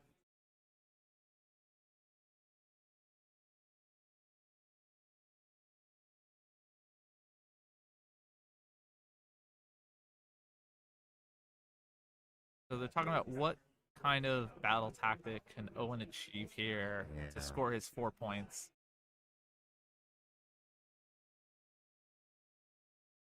And Owen's saying it looks like it could be a very narrow loss, which Accepting that. But The 5-5 game is a close game, well played.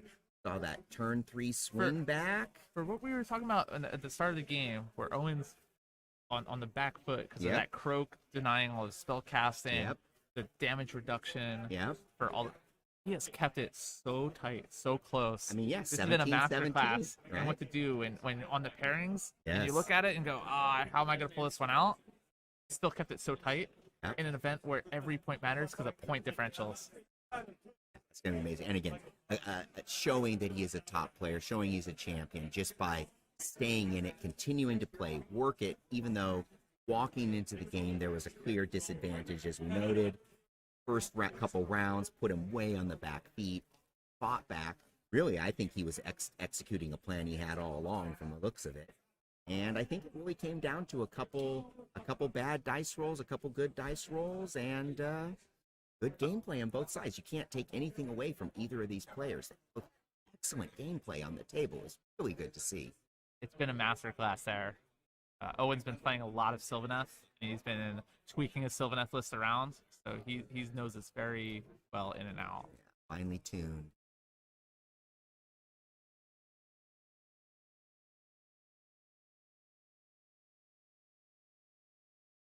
So it looks like they've figured out kind of how Owen's turn is going to go. He'll score his 4, and there's figuring out how Gavin's going to score his points on his turn. Yeah, I think that's about it. Because looks like Owen's just going to score 4, which means Gavin just needs 5 points to the game. Yep. So can he get that third objective? Can he get his Grand Strat? Just either of those things puts the game away. Yeah, really, just battle tactic and Grand Strat.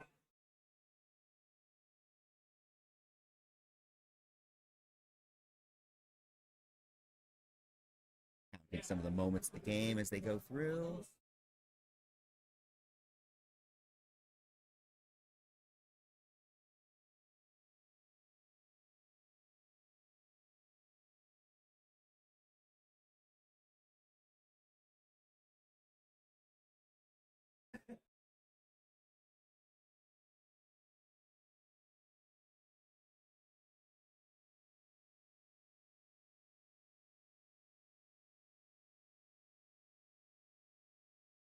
We're just waiting the final word here as they're still discussing what the final points will be here.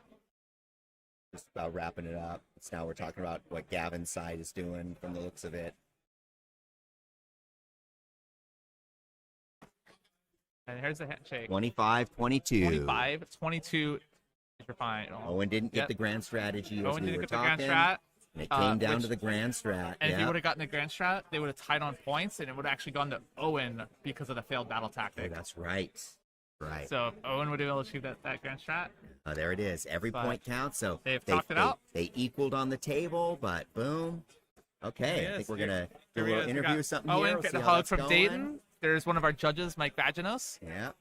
And here we go. Making Here's it the official. hug. There it is. There we There it go. is. All right.